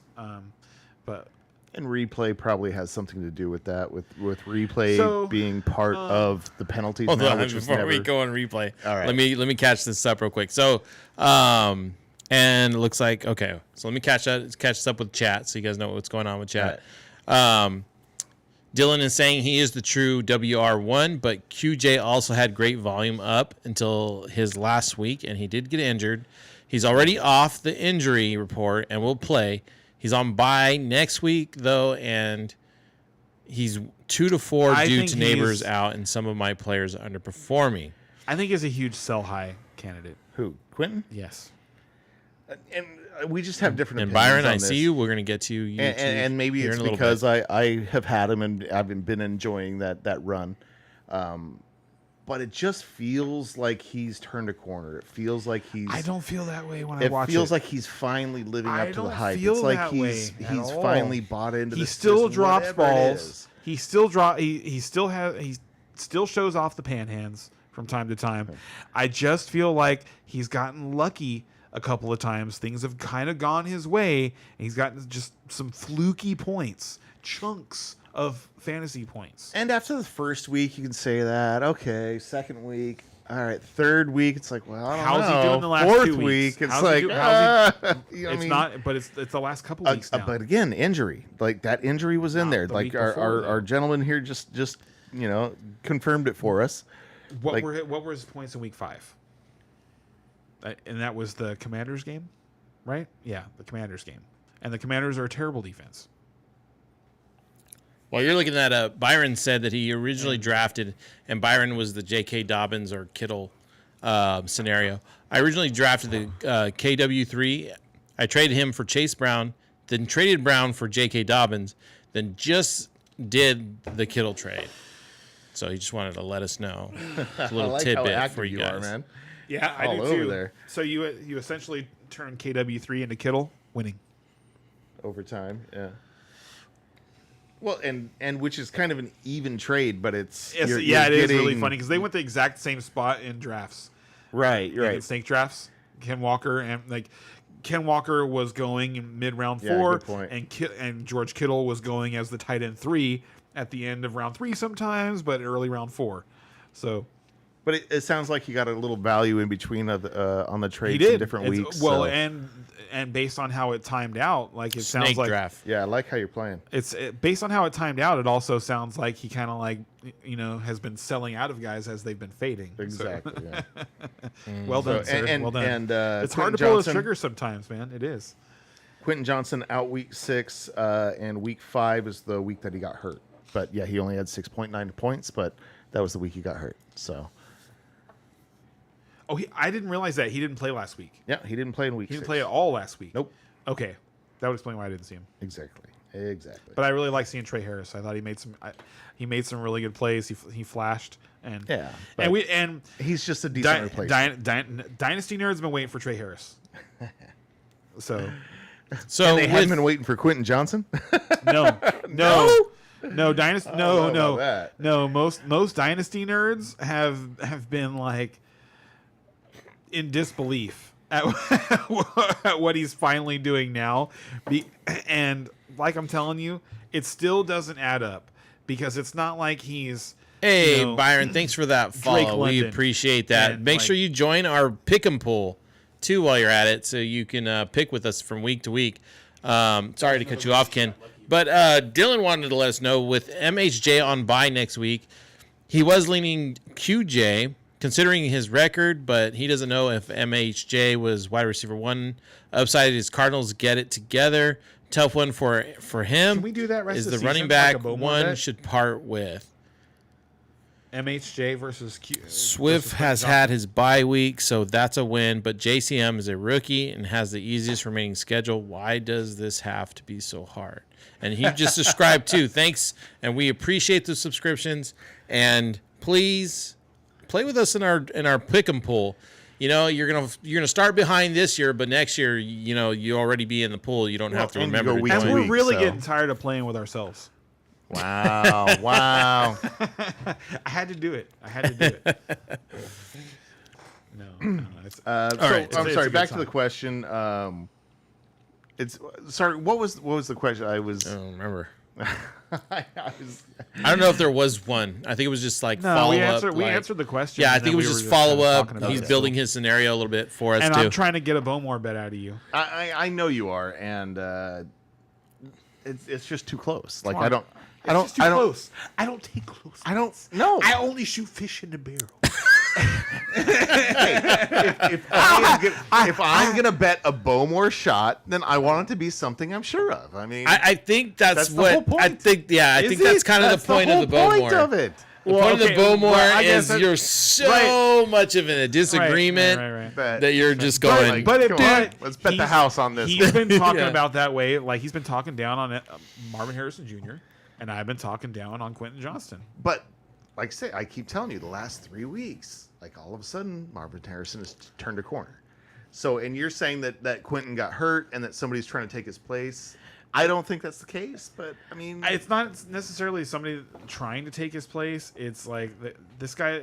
He's a high draft pick. Like you're talking about a day 2 draft pick, 3rd round, right? second, Okay. and his tape was awesome. Trey Harris is a really good player. I wasn't expecting to see him when I was rewatching that game, and so forgive me for anybody who doesn't know. Like I do a lot of rewatches of games on the condensed version, which doesn't like tell you everything that's going on. Like you just get like you don't even know what penalty just happened. Right. You just kind of like they reset the ball and you're like, okay, that's where they're at now. Yeah. So it's more for like play-by-play analysis than it is for like understanding the flow of the game and actually what happened. So I actually did not know that Quentin Johnston missed the game, but I was pleasantly surprised to see so much of Trey Harris, and I thought that he looked really good. it was by far the most he had been on the field. And so anybody who has him in Dynasty, like, should be excited because he looks good. It's not that he couldn't beat out Now, Quentin Johnston. Is he a slot player or No, he's 6'2", 210. He's I was gonna say Keenan Allen's on the way out, man. Keenan Allen's 6'3", 215, something like that. He's big. He's big dude. I'm just saying. Keenan Allen's always been a big slot guy, and I think Trey Harris can kind of do it all. Okay. And that's why we like him so much. Okay. So, are we ready to move on back Yeah, to please. games? I got to refresh this thing. So, the DraftKings Sportsbook page, which is where we read the bets, it will time you out. So, if I'm not actively scrolling through it. So, next up is Miami Dolphins versus the Browns. Plus 2.5 if you're betting on the Dolphins. Over-unders 35.5. Plus 120 if you're betting on the Dolphins. Minus 142 I need the Dolphins if you're betting to win on the this game. Browns. Like I feel like I You're need in trouble. I know I am. I am in trouble. I feel like Yeah. at the end of this week, I'm going to be staring at 3 consecutive losses, despite the fact that I'm scoring in the top 5 of the league. And it's fantasy football. It happens. That But- does happen. But if the Dolphins somehow are able to like score 30 points in this game, Yeah, Browns. Exactly. I'm going Browns this hey, the one. Steelers did it. The Steelers scored 30 points on him in Cleveland. Honestly, I don't think anybody scores 30 points in this game. I think the weather is going to be crazy. I don't know if the know. Browns Two has the fairly Browns bad scored 30 offenses. I'm so points. sad about it, dude. I'm so How many times have they scored over 20? depressing. Who, Miami? Browns. Oh, the Browns? I don't know. Have they scored 20? Once, maybe? Probably twice, yeah. But I'm going to pick them here because I think with Judkins, they have the stronger running game by far. Achan is more of a speed guy, and I think they're going to be just lining the box and stopping him. So, I think Judkins. don't know if they- I don't think they have. no, they haven't. They haven't scored over 20 at They have all. not scored 20 points yet, dude. And how many points have the Dolphins scored every week, though? Because I feel like the Dolphins haven't failed to score 20 points. I think They've lost a bunch of games where they scored 20 points. I thought there was a couple where they had low ones. Once, just the Okay, Bills. just one. Yeah, or week 1 to the Colts. Okay. The mighty Colts. But they've scored over 20 points in every other game. That's really funny. Yes, I'm picking the Dolphins. Yeah, now I'm kind of scared to pick the Browns, but I'm still picking the Browns. Oh, I feel like it's an obvious Browns here, but So I feel like this is we don't have any questions right now. No. I feel like this is a good time to talk about like something that's really been like bothering me the last couple days. Sure. So It's football, right? yeah, so Okay. Tua after the game, I'm not sure exactly what Tua got asked, but it had something to do with their players only meetings. oh no, yeah. Actually, he got asked something kind of it wasn't. He brought up the player only meetings and meet- stuff. Yeah, Like it that, led, that was I should him. say it led. Yeah, it led he- to a response. He had it with- on his mind, and right, he wanted with to get it players out only there, and meetings. this is how he chose to do it, Right, and so and then apologize for it. yeah, obviously had to. You got like, to say what he wanted to say. there was a lot of blowback from the way that he handled that, but so that was like, okay, so they have a dysfunctional organization going on, and then last night during the broadcast, for the after post game, it was post game, they were talking to Chase Brown about Joe Flacco, and he talked about how the guy has come in and set the tone for the team by like coming in early and like showing them what and essentially like this, I'm paraphrasing, but like being the first to show up and showing them what real work ethic looks like is essentially what Chase Brown What said. a real professional is. And I'm like, what are these teams doing? Like, what is it that they're willing to like just accept? Like, how do you sign these guys to these types of deals and they can't even show up to work? yeah. You've got to be kidding me. There's no way that this is really going on at this level, like around the league, because that's 2 teams in a week that have a problem apparently with guys not showing up to work. And, like, I mean, how much would you have to be paid, honestly, like to be a football player and be told that like your job is to show up and care about football.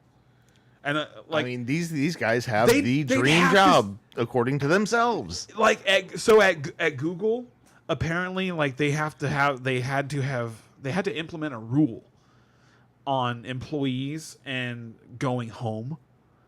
Like, because Google has all the facilities that you need to not have to fucking go home right there at work. They have absolutely everything you need.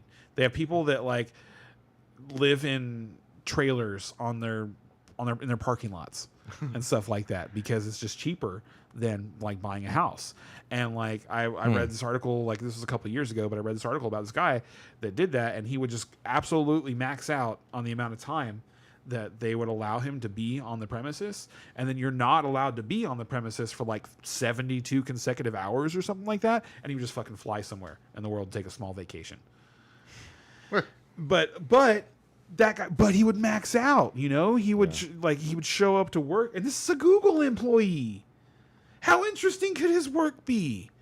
Compared to the NFL, Compared to football, dude, you get to show up. You get to show up and work out and fucking make fun of your friends because they did stupid shit on tape.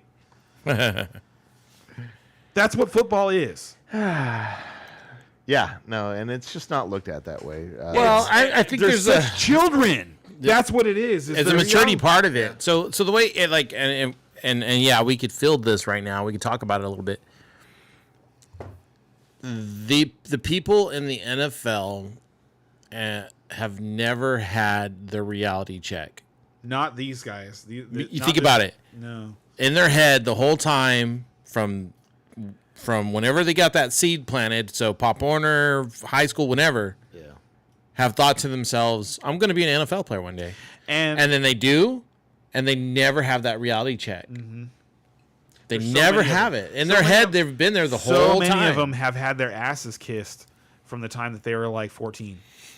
It's just a reality check. Someone has been trying to like ride their coattails, even if it was just their parents. They've never had that fear of not making it.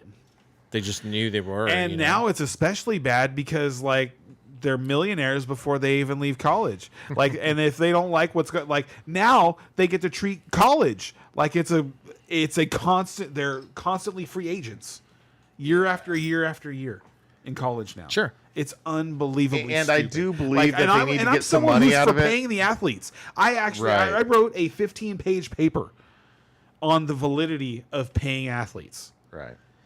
And it had nothing to do with the way that it's being done today. Absolutely nothing. Like, to me, like all of the college athletes should get paid, not just the ones that you want to attract to your school. Like, that is just, it is the absolute, like, it's so crazy. they're figuring that out as so they go. crazy. It doesn't feel like they're gonna have it to really adjust. does, like, there are some, it's funny because there are some teams who are like, I think it's Oregon, who refuses to participate. Because they're not trying to, like they are still offering scholarships, obviously, but they're not paying people in the transfer portal to come to their school. And I applaud that because I honestly I think the whole thing is ridiculous. It is like considering how hard people fought against paying players for so long. That to think that this is how it turned out, this is what you okayed, is just It just went from one extreme to another. Yeah. Mind-boggling because it went from like these guys can't accept an extra pair of sneakers, Right. to now this guy is making more money in college than this veteran quarterback who's like Or the head coach. or the head coach Yeah. or the GM or whatever. Yeah. Yes, you're paying like this guy has already made like you're sitting down interviewing this guy for a draft, like the possibility of you drafting him. And he's got more money than you. Just dripping in ice, you know? Yes. Yeah. Like, Look. like he's not is he even listening to you? The reality of it is, Shadur. these That's colleges messed up, dude. 'cause I are follow that kid making and I like money him, off their actually. I names, like on their Shadur. He has a jerseys, bad video luck. game rights, And if somebody's making money off your name, off all that stuff, And I was for you need that. to get paid. But you need to get paid. It sucks they haven't figured it out every the right college way. team has like 110 But they need to get kids. paid. But they need to get paid. They have like 100. Every college team has like 110 kids on it. And for me, like when I advocated for college players getting paid, it was for all of them to get paid the same because they're doing the same job. Like no, thank you. I'll take another one of these. Because they're kids, they're producing money for your program, and at the college level, I don't care that we want to give these kids Heisman trophies and stuff like that, and they want to make themselves out to be more important than the rest of their team. They're not. In college, I don't care if it's the quarterback. Like you're not. We'll replace you. If we have a good program. Oh, sorry, you blew out your knee. Next guy. That's how Jalen Hurts got his job. So let's talk about the next team. Yeah, we can. Let's get through the. We can always bullshit at the end. man, Let's get through the game so we know we get through the games. It really makes me wonder, dude. Like, because you wouldn't accept that, right? If you were running an NFL team, that kind of stuff would not be acceptable, right? To find if you let's say you're running a team and you found out that somebody, one of your team leaders, called a players only meeting, and then you found out that certain players didn't show up to that meeting.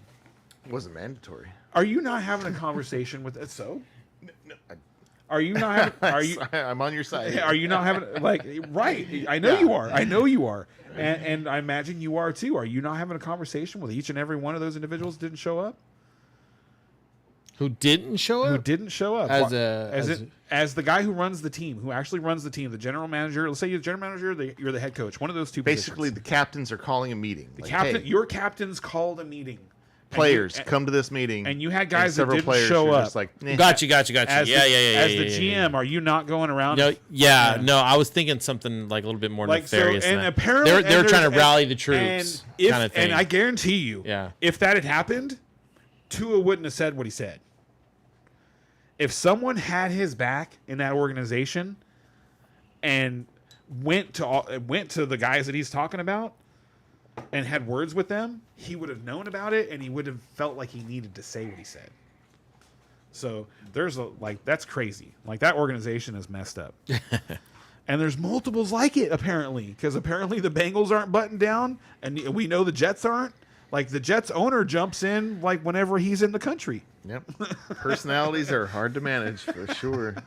Yeah, All right, where are we at? Give us a team. So we are at the Raiders at KC Chiefs, plus an 11.5. You're betting on the Raiders. Over under is 45.5. Plus 600 if you're betting on the Raiders. Minus 900 if you're betting on the Chiefs and the refs. Did you see that Mahomes became the MVP frontrunner after? Did he already? Yeah. And it's like, I get it. They dominated the Lions at home. They did. They looked really good, and we He's know their leading passer and rusher. And we expect them to get better with Rashee Rice. But I think a lot of the problems are still there, and the ability to lose a game like they lost to Jacksonville just 6 days before that still exists. Agreed.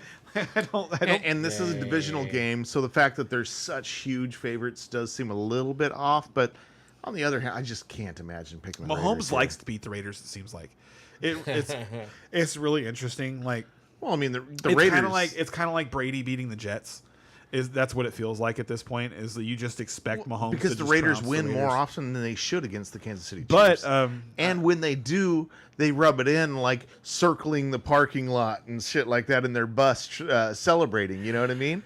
And so because they have such a rivalry, like Derek Carr was like 0 forever at Kansas City, and then the one time that they won, they did the whole celebration around, and it's like I get it, and like Derek Carr also had like he was kind of like there used to be this statistic against the Tampa Bay Buccaneers, in like they were like and I think it was like 26 or 0-30 or something like that before they finally did it in games where the game time temperature was below 40 degrees or something like that. They couldn't do it, couldn't win. And Derek Carr had a similar statistic in cold weather games.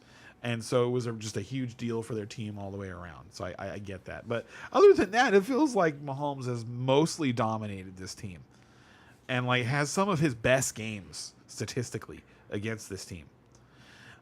So I expect him to cover. I don't care if it's 10. I expect him to cover. All right. Yeah, well, I'm picking KC too. Yeah. Hard enough to- Start there's Rashee a lot Rice if of- you've been waiting. Don't like wait and see to like how he's going to fit into the offense. Just do it. Put him in there. And honestly, I think Wide most receiver two. people are doing that, but it's That's how where he's at much- for me. But how where much is he do you for you? expect from him? Where is he for you? For That- me, he's a that's wide the receiver thing. 2. Like if I'm in a Wide receiver 2 is automatic for me. okay. Is he a wide receiver 1? Oh, that's what Like- I'm hoping for. like, If I exactly. have him, that's what I'm hoping for. So are you starting him or Devontae Adams? Ooh, that's a good question. Exactly. That's a good question. And there's a lot of good questions like that with Rashee Rice this week. So That's a really good one. I am facing a lot of those questions. man. So if any of you guys out there like have those Rashee Rice questions, and, like and bring so them in. hold on, like that's love a to super think about good him one. further. And Devontae Adams is wide receiver 15 on the year, Right. Something like But that. without And now he has no Puka. yeah. Right. So like now what? So this like ooh man. I But he's know, playing man. against the Raiders and like I don't know. Maybe I'm feeling a little wild. It's my birthday week. Oh, when's your birthday? Tomorrow. Happy birthday, Dude. bud. Are you having a cake? Yeah. Good for you. There'll probably be a cake. How old? I don't remember. Oh, come on. I'm 41. I'll be 41. 41. All right. I mean, you're young compared to me anyway. Don't matter. Whatever, dude. The old is old, right? We're just both a couple old white guys, like Aaron Rodgers and Joe Flacco. Yeah, but I got a decade on you, bro. I gotta say I did think about that multiple times. How it's like it's like this Thursday night,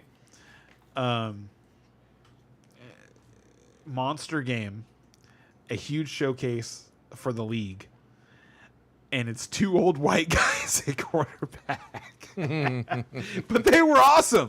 They were awesome. Second So, oldest I saw- quarterbacks of all time to start a game. Like combined age, second oldest of all time. According to Next Gen Stats, that Hail Mary by Aaron Rodgers Yeah.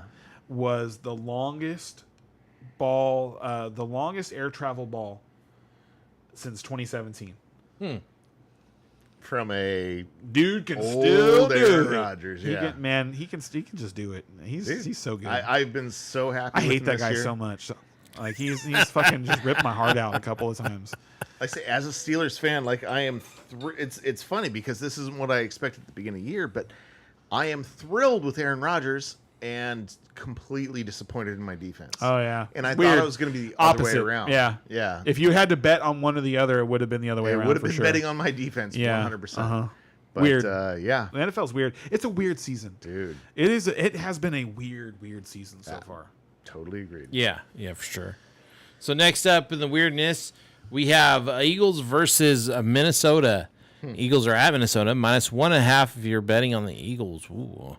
Over under is 43.5, -130 if you're betting on the Eagles, +110 if you're betting on the Vikings. As good as it would feel to pick the Eagles to lose a third consecutive game, I don't think it's going to happen. Neither do I. I do think the Eagles are going to find a way to win this game. I think it's going to be close, though. I think it's going to be an interesting game. It's only a 54-46 And the split. reason I think that is, and you know what? People are picking on the Eagles' offense.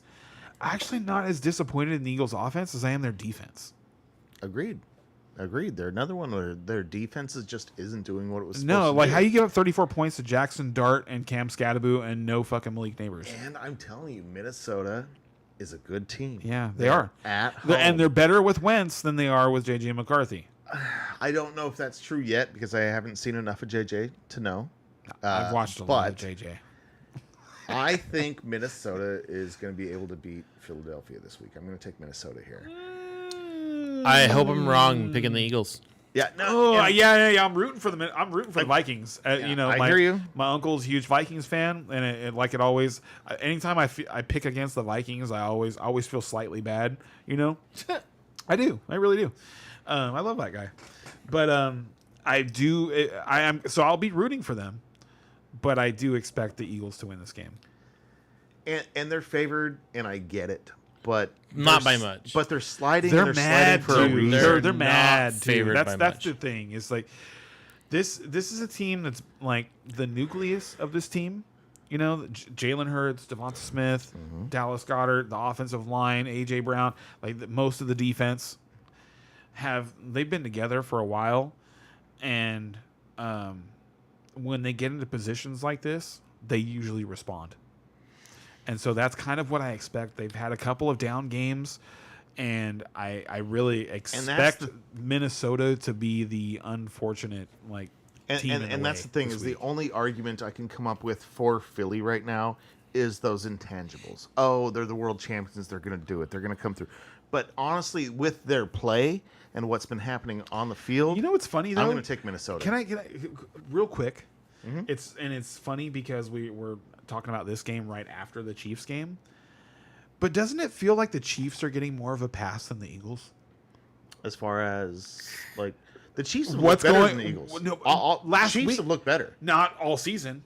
I think Not they have. I do not agree. Even in the I do Chiefs' not agree. losses, they've I do never not looked agree. bad. I feel like no, dude. I feel like the first couple of weeks. I feel like they're. I don't want to get too far off track here. Can we Okay, circle okay. back? Can we put a pin in it and circle he back? made my point. He made my point for me because he is agreeing that the Chiefs are getting more of a pass than the Eagles. Like he's a stronger believer in what the Chiefs are doing right now than what the Eagles are doing. 100%. And the Chiefs are 2-4. Right? Am I wrong? Yeah. Are they 2? Are they 3 and 3? 3? The 3 and 3. The Chiefs are 3 and 3, and the Eagles are 4 and 2. Right. So I just think that it's interesting. It's funny to me because as someone, The Eagles have looked bad a few times this year. The Chiefs have not. for anybody watching who doesn't know, I see you, Joe, I am bro. a We're massive gonna get to you in a Cowboys second. fan, despite my Saquon Barkley jersey here. I am a massive Cowboys fan. Obviously. So it is difficult for me to say nice things about the Eagles, but Jalen Hurts is just a dude. Like he's got a front line. I don't he know will if he's a do dude. anything. I'm kind to of with win. you on there. Like, and I'm with Ray on that one. He's got a front line. I don't know if he's a dude. I'm Who, with Ray Jalen on Hurts? that. Yep. Yeah. I like Jalen Hurts a lot. I don't know. He's lost every time they made him play the game. That's how you beat the Eagles. You make Jalen Hurts You play the make game. Jalen Hurts beat Okay, so let's move on to the question. All right, so the Joe Bro would like to know: would you start Matthew Golden or Wandale Robinson as Matthew wide Golden. receiver 2 in a non-PPR league? His wide Golden. receiver 2 is on a bye right now. That's Okay, I wait, love. wait. I First, I my love that automatic question. He said response- non-PPR. Non-PPR. Yeah, non-PPR. Yeah, so if you want Yeah, Wandale, that takes a lot. Yeah, if you That want takes a lot Wandale to for have Wandale. eight catches for 56 yards, he can do that. Oh, But hold on, so let me pump some brakes. my biggest takeaway from week 6 was that Matthew Golden is the real deal.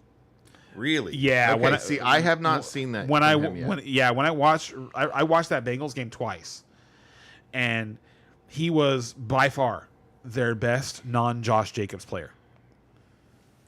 It was they were getting the ball in his hands in the running game. They were connecting in the passing game, so I feel like that's going to happen more. And he looks. I see you, like Jay. We're going to the get to your guy. question in a All second. right. Well, I would trust Ken on this one then because, I do not trust the others. So I would definitely go with Golden there just to. I like Matthew Golden a Process lot. of Like, elimination. I would love to have Matthew Golden rest of the season. All right. All right, so he has Tyler Warren. I swear to God, I went to go trade for him. Sorry who I'm pausing right now, but I went to go trade for him, right? And the only reason I didn't really fire off a trade for him is because the guy that has him has Josh Jacobs and Jordan Love and Tucker Kraft. He's like obvious Packers fan, dude. Yeah. So it's just not gonna Crying happen. teeth over Not- there, Yeah, yeah. it's not gonna happen. But if you can get Matthew Golden, right now is the time. All right, That would be my absolute favorite buy low target. All right, so Shay wants to know. He has Tyler Warren and George Kittle. Had no luck trying to trade one. He's has hard. crazy to think about starting a. You Am I might start crazy them to both. think about starting No. a tight end? No, you're and not. Flex. No, you're not at all. Well, Some it weeks in a depends full on who it's PPR. over. So Tyler Warren is just So let's He for is a the- follow up. he For a makes- follow up, I think it might help with your answer. This week, it's one of those tight ends versus Keenan Allen, Xavier Worthy, Etienne, or Kamara things. So I would start Ooh. Kittle over all of those other names. Over Etienne and Kamara? Yes, and I would start Warren over all of those other names. And maybe that's just me, but I got to tell you, as somebody who has Tyler Warren in multiple dynasty leagues and in our redraft league our league of record that we care about the most, he feels like a warm blanket. Like, he doesn't feel like Rob Gronkowski, like I'm gonna like punch through you with my tight end, but you kind of just expect at least 12 points from Tyler Warren at this point, and you just don't get that from tight ends. I agree. Like 12 points, But we're talking is about good enough for tight end. Like, and he's and so we're saying that's better than Kittle. And this week on this first week coming back, I and would agree start with that. Warren over Kittle, no And problem. I agree with that. But now we're I- talking. Are you talking Kittle over Etienne? you- so no, you're I talking wouldn't do to- that. Are you so- talking Kittle over? Yep, I would. Over Kamara. I would not. Do I that would. either. That seems would. crazy to me. Because the ceiling on both Can of we the bet on these? okay, I'm just saying. it's entirely possible. Like, not versus Kamara, because that seems like betting against my own interests. fair. But I don't like Etienne, so He's getting all he's the playing. work. So he's playing against, but he's playing against He's the at Rams. He's not home. getting all the work. But In London. Tootin is getting a bunch of the work. Like, ever since they moved out Tank Bigsby, Tootin has taken over, and I don't think in he's some of getting the as much as you in some of think. the third, he's getting like 30%. Let me check. It's like, I count snap percentage. Like, I don't necessarily always like. I worry more about snap percentage and where they appear on the field, Yeah, no. and you no. figure that out when you're watching the replays of the games, like who shows up where. And just watching the tape, I would rather play Kittle, who personally I have seen as the 49ers wide receiver 1 going into this season, over all of those names that you just said. Like, if we're just like, let's say we're going like, and we don't know exactly what we're going to get from Kittle because he's been injured, but before he got injured, he showed us he was going to be a monster. And he's always a stud. Right? No doubt. Well, before But he's still a so tight end. I feel like before, like these, let's say not last year, but the years before that, Kittle has been a real like hot and cold tight end where he'll score 30 points and then he'll score 6. But since Brock Purdy has taken over the offense, Kittle has become the most targeted player in the offense. Kittle and if you check the stats, it's almost always when somebody's out. And with San Francisco, somebody's Always always out. Always. for sure. Yes. For sure. And But- Kittle is a tight end who can score 3 But you're touchdowns in a talking game. about a top 5 to 7 tight end versus a top So 12-ish running back. I don't I'm think gonna it's take top the running 12-ish. back every time. I don't think he's top 12. Oh, Travis Etienne. What is has Etienne this been. year? He's like 26, and maybe? you were talking about Tootin. Tootin's carries the last 3 weeks. Snap percentage. I want snap percentage. 2. What's So- the snap percentage? Because So- that's the important part. Che it's not. over It here is. says 100%. My mind has agreed with all of you over the last few days. So what do you mean by over the last few days? I think he's saying he's going back and forth, like agreeing with one and then the other. Am I wrong on that? I don't know. I'm asking. Oh, okay. Are you Yeah, saying, it how do seems I- like wait a he's minute, saying brother. he's Are going you all saying over you're the place. flip-flopping? Well, Are you saying you're flip flopping, or are you saying like when I read that I'm like the last few days? Like, are you catching up on old podcasts or like what's Yeah. going on? And if you are, thank you. like I say, I agree that Kittle is good enough to put in your flex. He is, but it sounds like your other flex options are so much better, so much stronger. I would go with those instead. Etienne especially, I'm an Alvin Kamara owner. or Kamara. Honestly, Etienne and And Kamara are right there. Kamara is the one that I would question the most, Okay.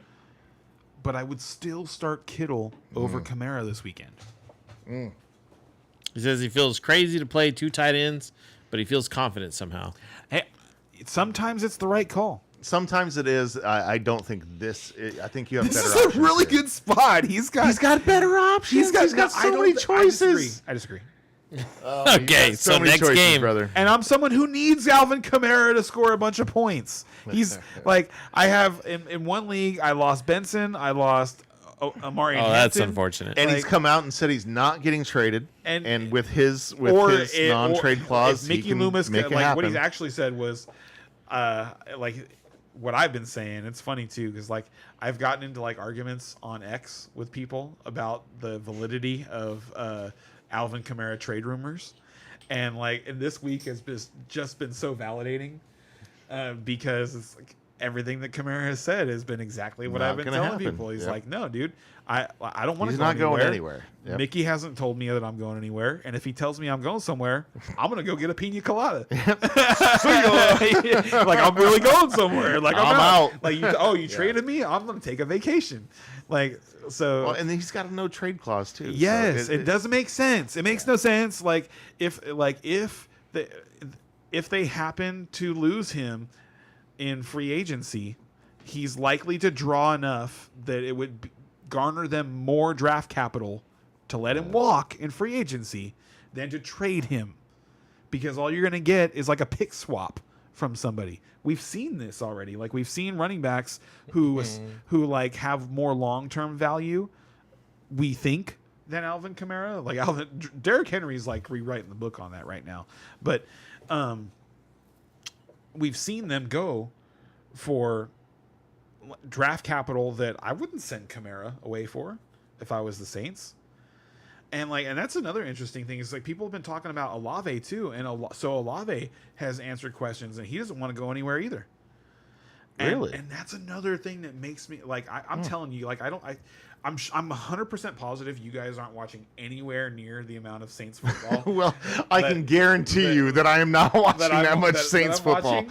And I really like what's going on. I really do. Like it seems like I think that they've And got. for context, if you guys don't know Ken, he loves Spencer Rattler. I love Spencer Rattler. Loves him. I do. I would have drafted him for sure. 100%. All right, we got to move on. It's getting late here. So Where we at? next one is Saints and Titans. Saints are at the Titans. It's -7. It's not Saints at Titans. That can't be right. That doesn't sound It's right. Patriots at Titans. Yeah, Patriots at Titans. I'm drunk sorry. fool. Yeah, no kidding. You guys keep feeding me with this stuff.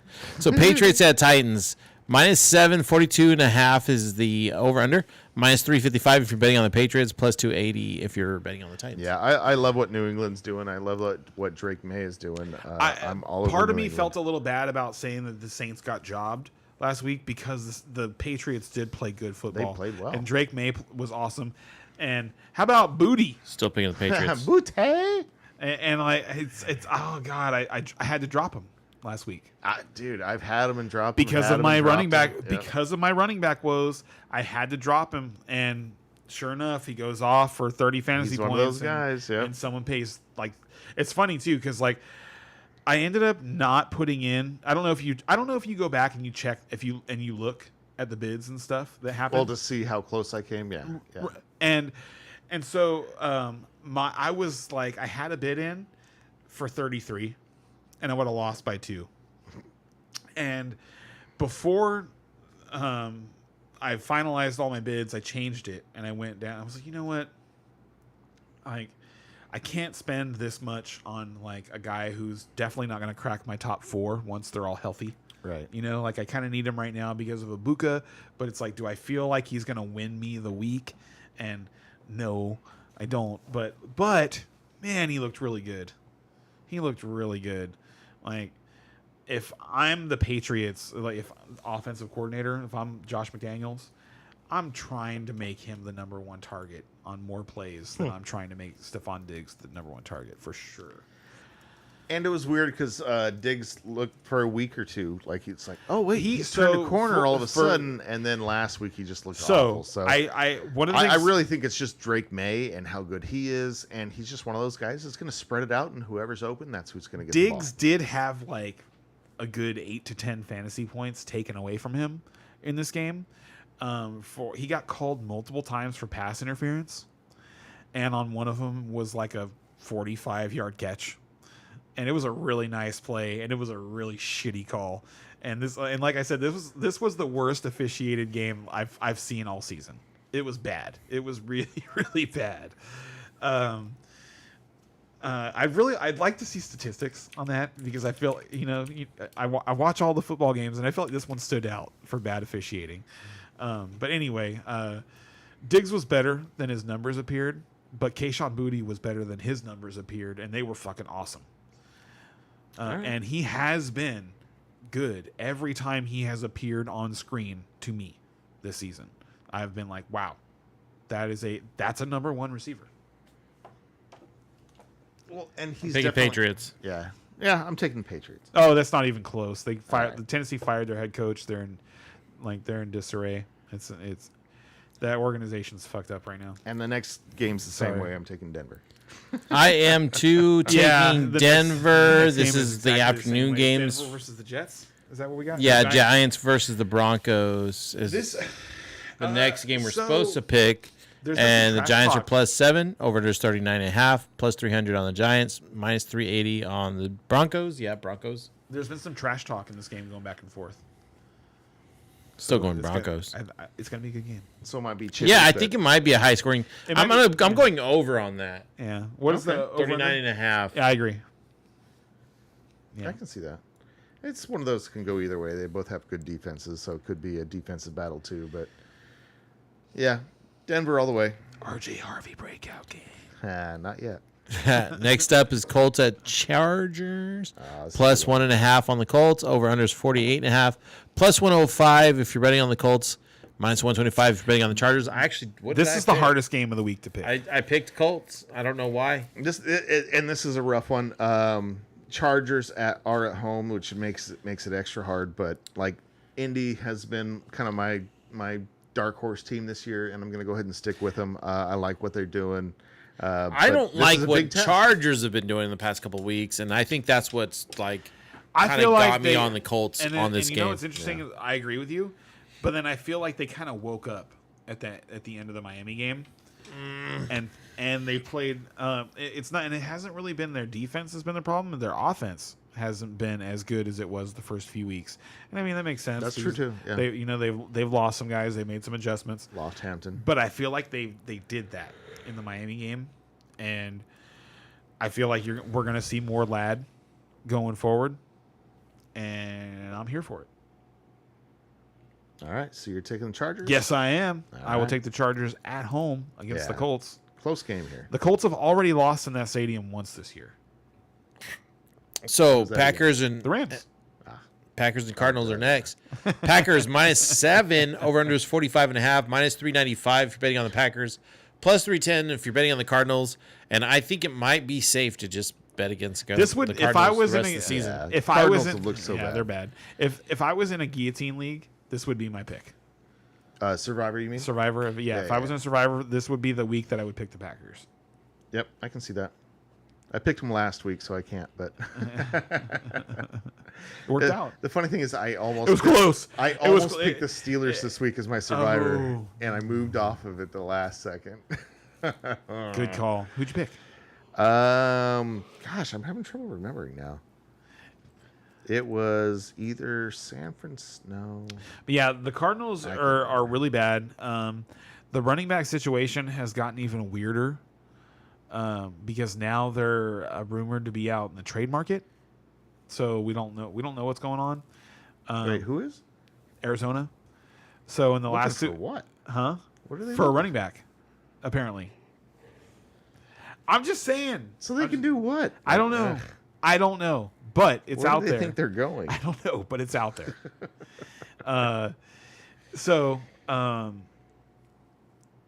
It's interesting because like 2 weeks ago, I felt like Michael Carter was the easy pick over DeMercado, and last week it felt like Bam Knight was the easy pick over Michael Carter, and then this week I feel like I don't want either of them. Right. I feel like I feel trapped as somebody who is the Benson owner and picked, and like I have You Michael. got that touchdown from Bam Knight. I was so irritated, dude.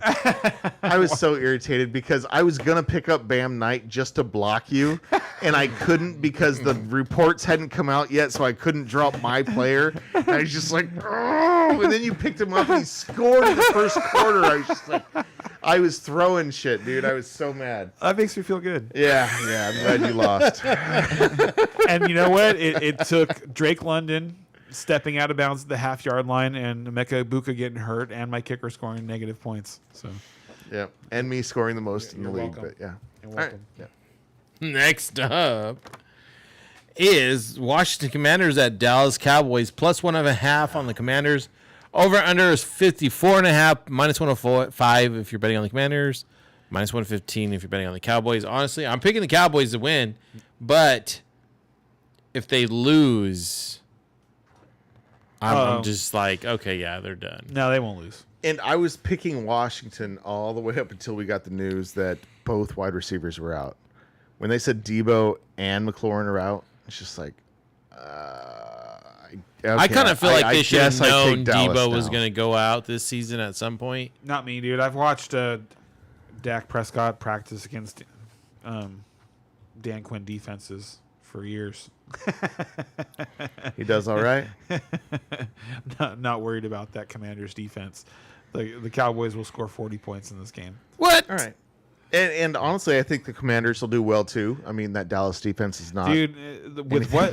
to doubt. But so I mean, anyone that's starting in Washington is going to be good. But it's like, who's going to be starting? It's like, what wide receivers do you start? I don't know. That's the only thing that prevents the Cowboys from scoring 40 points in this game is the Commanders not being competitive. And you have to start Bill Krosky here, but I'm not. Yeah. Okay, so yeah, it's hard on the based on the way Washington that the side, Cowboys which makes defense me is, pick Dallas. like I said earlier, I think that Luke McCaffrey is a really strong dart throw. Like if you're stuck and you need somebody and you don't like any of the guys that you see on the waiver wire, like they have been scheming plays for him. Yeah. He's scored in 3 of the last 4 games. His name's been popping up. Yeah. Snap percentage had gone up every single game until last game, and it stayed the same. Like he started the season at like 7%, and now he's playing up at 40% of the snaps. And without both Debo and Terry McLaurin, I expect that to be higher. So I expect him to get, somewhere in the range of like 7 to 9 targets, score a touchdown, and have somewhere in the neighborhood of like 13 to 16 PPR points. That's what I expect from Luke McCaffrey this weekend, and that's as a Cowboys fan. But you're still taking the Cowboys, yeah? Oh yeah, CeeDee Lamb's coming back. Yeah. Yeah. So next up we have It's gonna be a party, dude. Atlanta Falcons at San Francisco 49ers. Plus 1.5. Plus 1.5 for the Falcons. Over under is 47.5. Plus 105 if you're betting on the Falcons, and minus 125 if you're betting on the Niners. Yeah, and this is another one of those really close games this week. Tough one to pick, but Niners at home, getting a little bit back on their players. Seems like that's the way to go. Atlanta's definitely had a couple feathers in their cap over the last 4 weeks, and they're one of those really volatile teams. Like, you don't know which way they're going to go. So if Atlanta comes out and stomps San Francisco, honestly, wouldn't surprise me that much. But all things being even, I'm going to go ahead and take San Francisco. Yeah, and I kind of agree with everything that you said there. Is that like Atlanta has the horses that it wouldn't be shocking if they somehow put a whipping on the 49ers who are hurting. But they're also young enough and they've been inconsistent enough, 30-0 loss at Carolina, Right. that it also wouldn't surprise us if San Francisco won 27-6. Yeah. Makes it that much harder to pick. So. And it makes it a hard game to pick. But I think that while you want to root for the kids in Atlanta to still do their thing, The Niners you are a more expect the consistent 49ers to team, win, yeah. and they're getting Purdy and Kittle back. So why are Cowboys fans so stubborn? That's what Mufasa wants to know. Because we're like Yankees fans and we're used to winning. Because you won so much in the last. We did for a Not long, this no, century. no, right, Not but this century. but neither have Last century. But neither have Back in the those Yankees. The Yankees- 1900s. like, back in those 1900s. and neither have the Yankees in terms of like. So as a person who's a Red Sox fan, like and dealing with Yankee fans all the time, they are still so arrogant, and they still have a way of like talking down at people, and they got all the money, man. and it's like but they don't, like, their team doesn't, year in year out, they don't spend more than Boston. They don't, like, since the year 2000, and if you can, and like if you only go to 2004, it's 4-1 Red Sox versus the Yankees in terms of World Series championships. And the Red Sox, and like the Yankees don't look like they're any closer right now than the Red Sox are. Yeah, And whatever Yankee fans that, like, that they happen to knock the Red Sox out of the wild card. The wild card right now isn't a real round.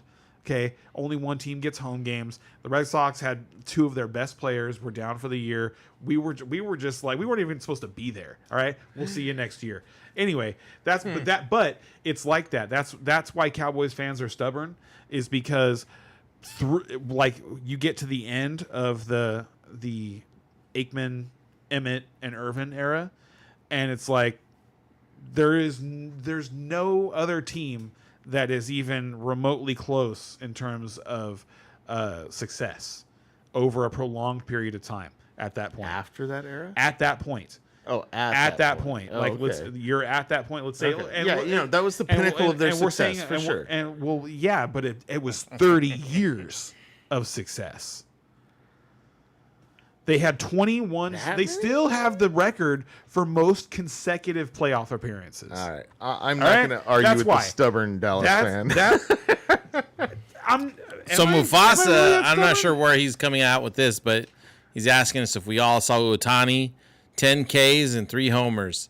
I did. Yes. Was that happen today? No, there was a game today. I did not see what happened. Usually when the Red Sox get knocked out, I stop paying attention. Hey Siri, did the Dodgers win tonight? The Dodgers swept the Brewers in the Woo, swept them 4-0. Yeah, but it's the Brewers. So Dude, the Brewers are great this year. I only know that because I'm on day shift at work, and the only thing that's on a lot of times Baseball, is baseball. yeah. So we put baseball on, and then we bet on it, like bet on the innings, and you know what I mean? It's like that's how we, spend our time. So that's the only reason I know that. that's a good way to spend time. No, they had a great season. But the Dodgers are loaded. Yeah. They're unbelievably And we're loaded. talking baseball. This is a football podcast. What are we doing here? Yeah. It's my I'll fault. buy my Dodgers jersey. But that is the only way to really compare When it, they win. is that, like, Cowboys fans feel entitled to winning because they did so much of it for so long. That's why. And I mean, we've done this before. He is saying that it is the best night any baseball players had. So maybe that is worth calling out, even if it is a football podcast. No, it's true. Like, if he had 3 homers tonight and what was it, 10 Ks, 10 strikeouts, like that's better than anything Babe Ruth That's ever pretty did. impressive. No, that's literally better than anything Babe Ruth ever did. Honestly, it didn't really sink into me what he was saying there, but like, oh, wow, those are some pretty impressive stats right there. So Holy crap. so you're telling me tonight he was Reggie Jackson and Sandy Koufax, right? Yeah, it's not bad. Not bad. Not bad. So the Monday games, there's all that's left. Tampa Bay Bucks at the Detroit Lions, plus 5.5 if you're betting on the Bucks. Over under is 52.5, plus 220 is the money line for the Buccaneers, minus 270 for Detroit. What a hard game to pick. It feels so. No, really it's is. really not to me, but it feels bad. Like, I feel like the Lions are going to roll them. Really? Why is that? Well, And they're this is coming from a Tampa Bay level. yeah, they're at home, and is Mike Evans supposed to play this week? I don't think so. I think he is double actually. check. I think Mike Evans is actually back this week. I saw people doing the stats on what he needs to get 1,000 yards this year. So I People are did so pick silly. the Lions, but I didn't pick them to roll. They're coming off a loss, so they're going to be mad. They're at home, and Tampa Bay gives it up in the passing game, and that Lions passing game is the Lions offense. That Lions offense is just unbelievable. Yeah, but if they get behind, they have a game. tendency to struggle when they get behind. Lots of teams do. Yeah, but Jared Goff especially. But he's at home, and also, I am playing against him in fantasy this week in Top Gun, so I expect Jared Goff to be like quarterback 1 on the weekend. Throwing it out there, Mike Evans did not practice on Friday. Okay, he probably won't play. Limited practice on Thursday. So he went backwards. He may or may not So he practice went on backwards. Saturday. So, he is a true game time decision, and it's a hamstring. So even if he plays, I wouldn't expect They're him to be 100%. 5-1. It wouldn't make sense. So I don't include Evans in my plans there. And without Evans, like you're throwing to Tez Johnson and Cameron Johnson, and you're in Detroit. and Sterling Shepard. Yeah, Those are your guys. Give me Detroit there. Yeah, I'll take Detroit. Yep, and Detroit. and they don't have Bucky Irving. And Again, they've sustained some damage on defense too. Like, well, their defense they have a bend but don't break defense. And about right. if your offense I expect the Buccaneers offense to struggle in this game, and when their offense struggles, their defense breaks. So, last game to cover, Houston at Seattle. Oh, my goodness. What a way to Another finish hard it. one. Right. Yo, you think it's a hard one? Or you being that's a sarcastic? hard It one to me. is. That's So- It's a Monday night game, right? Yep. Yeah. And hold on, I lost the game. Let me scroll back up. Let me see if I can find it. Monday. Yeah. So +3 Houston Texans, over unders 41.5. +140 if you're betting on the Texans, -166 if you're betting on the Seahawks. This is another one of those games where I just honestly if I could leave 3 or 4 games out just to help my picking percentage, This is this one would of be them. one of the games I leave Yeah. out. Like, this is just not a game I want to pick. It's such a coin flip, such a 50-50. I'm not sure which.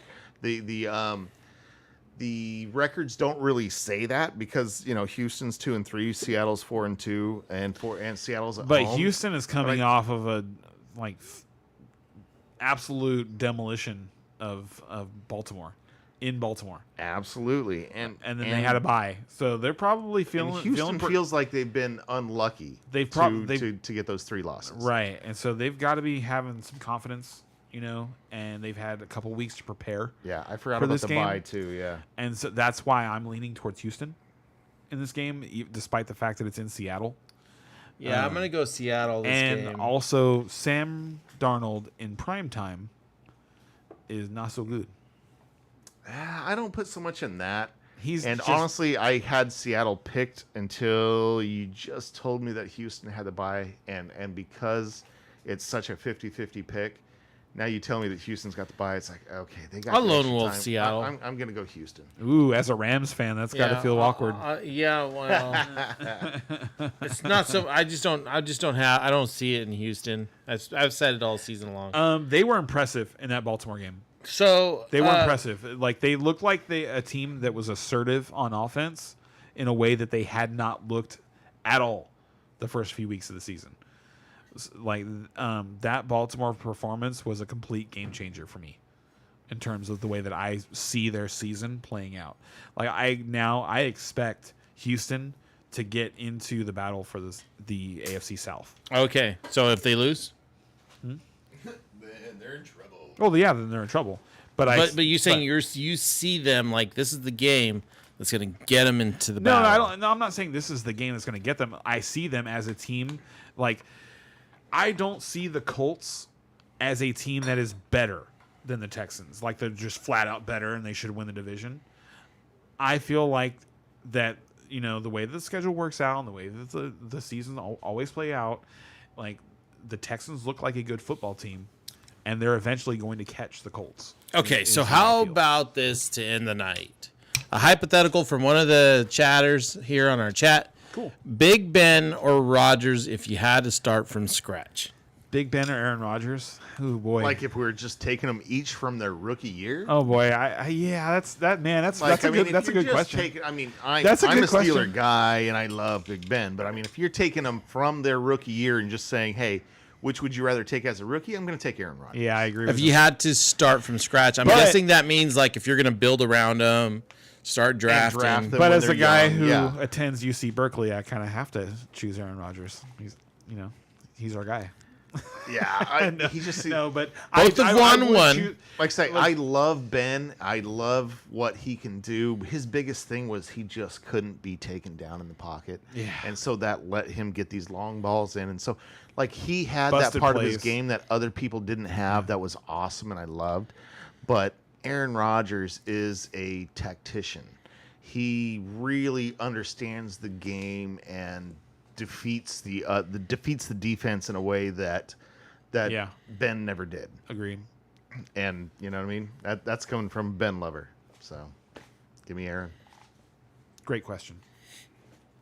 I don't know. Kind of depressed me. The thing is, though, like They're Rodgers both is Hall of still Famers, in it, dude. They're both Hall of Famers. That's true. and Rodgers So is it's still like, in it. He could still win know? one more. So it's like you pick the one guy over the other guy, it's but on it's the like, oh table. no, he only gets to be a Hall of Famer now. He's not the one I would choose, but he's only a Hall of Famer. That's true. What about Brady? Well, with Brady, I mean, Brady's the GOAT for me.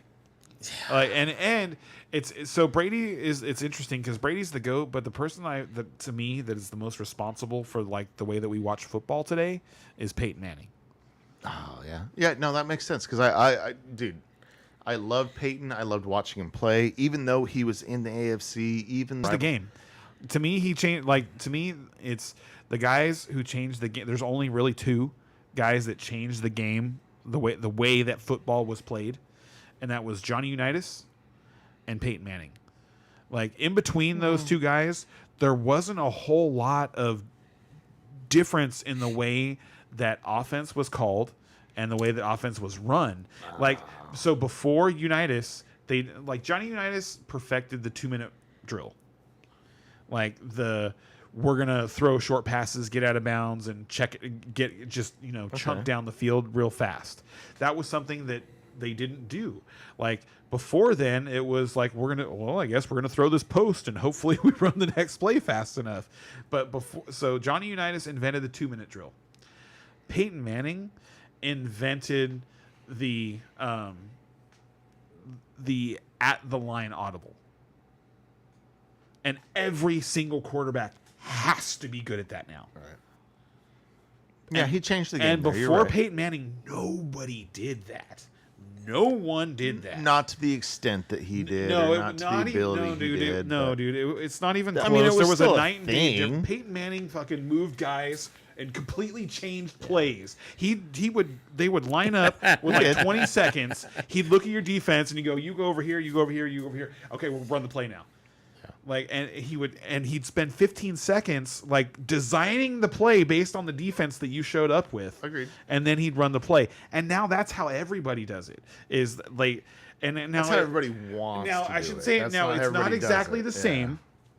It's like because the things change and they mutate or whatever. And the way that it is now is that every single play, every single time a quarterback goes up the line, he's got more than one play.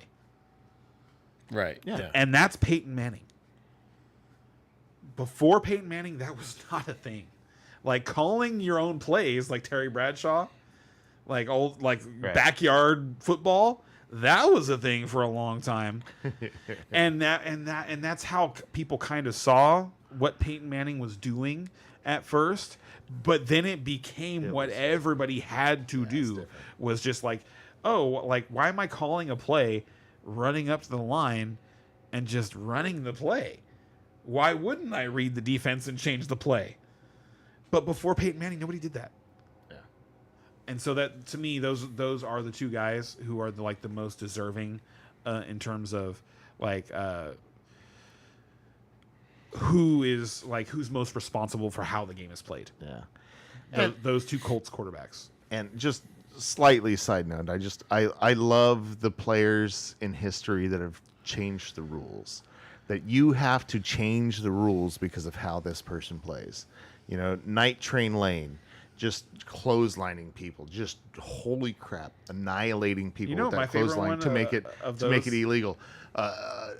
Heinz Ward with his blocks. Oh my Oh, god! yeah, how you can't- on defensive backs where he's just laying people out. Yeah. Oh my god, I love that. And now you can't but walk- I mean, you but can't- now you can't do that. Like the people that did their job so well, Roy Williams. that they had to make rules against what they did. Roy Williams with the horse collar tackle. So it looks like And, we got. and the thing to me was here's the thing is that I see you, Smitty. We'll get to you in a second. Yeah, sorry, buddy.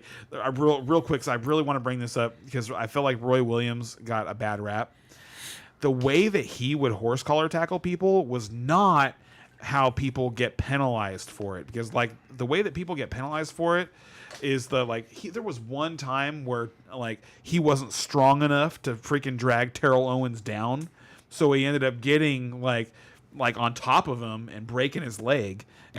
And that was Oops. and that was why they made the horse collar rule, was when Roy Williams broke Terrell Owens' ankle or his leg or whatever it was. Like I know it was lower leg, and he missed like 6 weeks and played in the Super Bowl with pins in his leg and had like Gotcha. 125 yards. Terrell Owens is ridiculous, but he didn't do that most of the time. It wasn't his plan to like jump on you and dive and pull you down with his weight.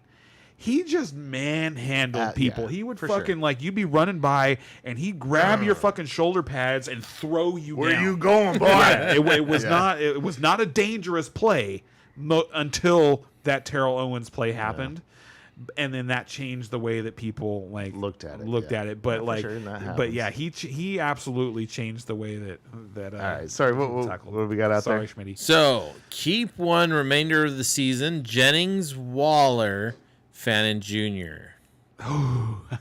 Jennings, Waller. I probably that's Waller, interesting. I for probably sure. keep Jennings. No, Miami is redefining that offense, and I expect really, really big things out of Waller. I feel like we haven't figured out exactly. Like I made the joke earlier about Kittle being the wide receiver 1 for San Francisco, and that's because I don't think we're like dead set on it being Pearsall, Jennings, or Ayuk, and I think that that's reason enough that I would, the ceiling is higher on Jennings to me than it is on Waller.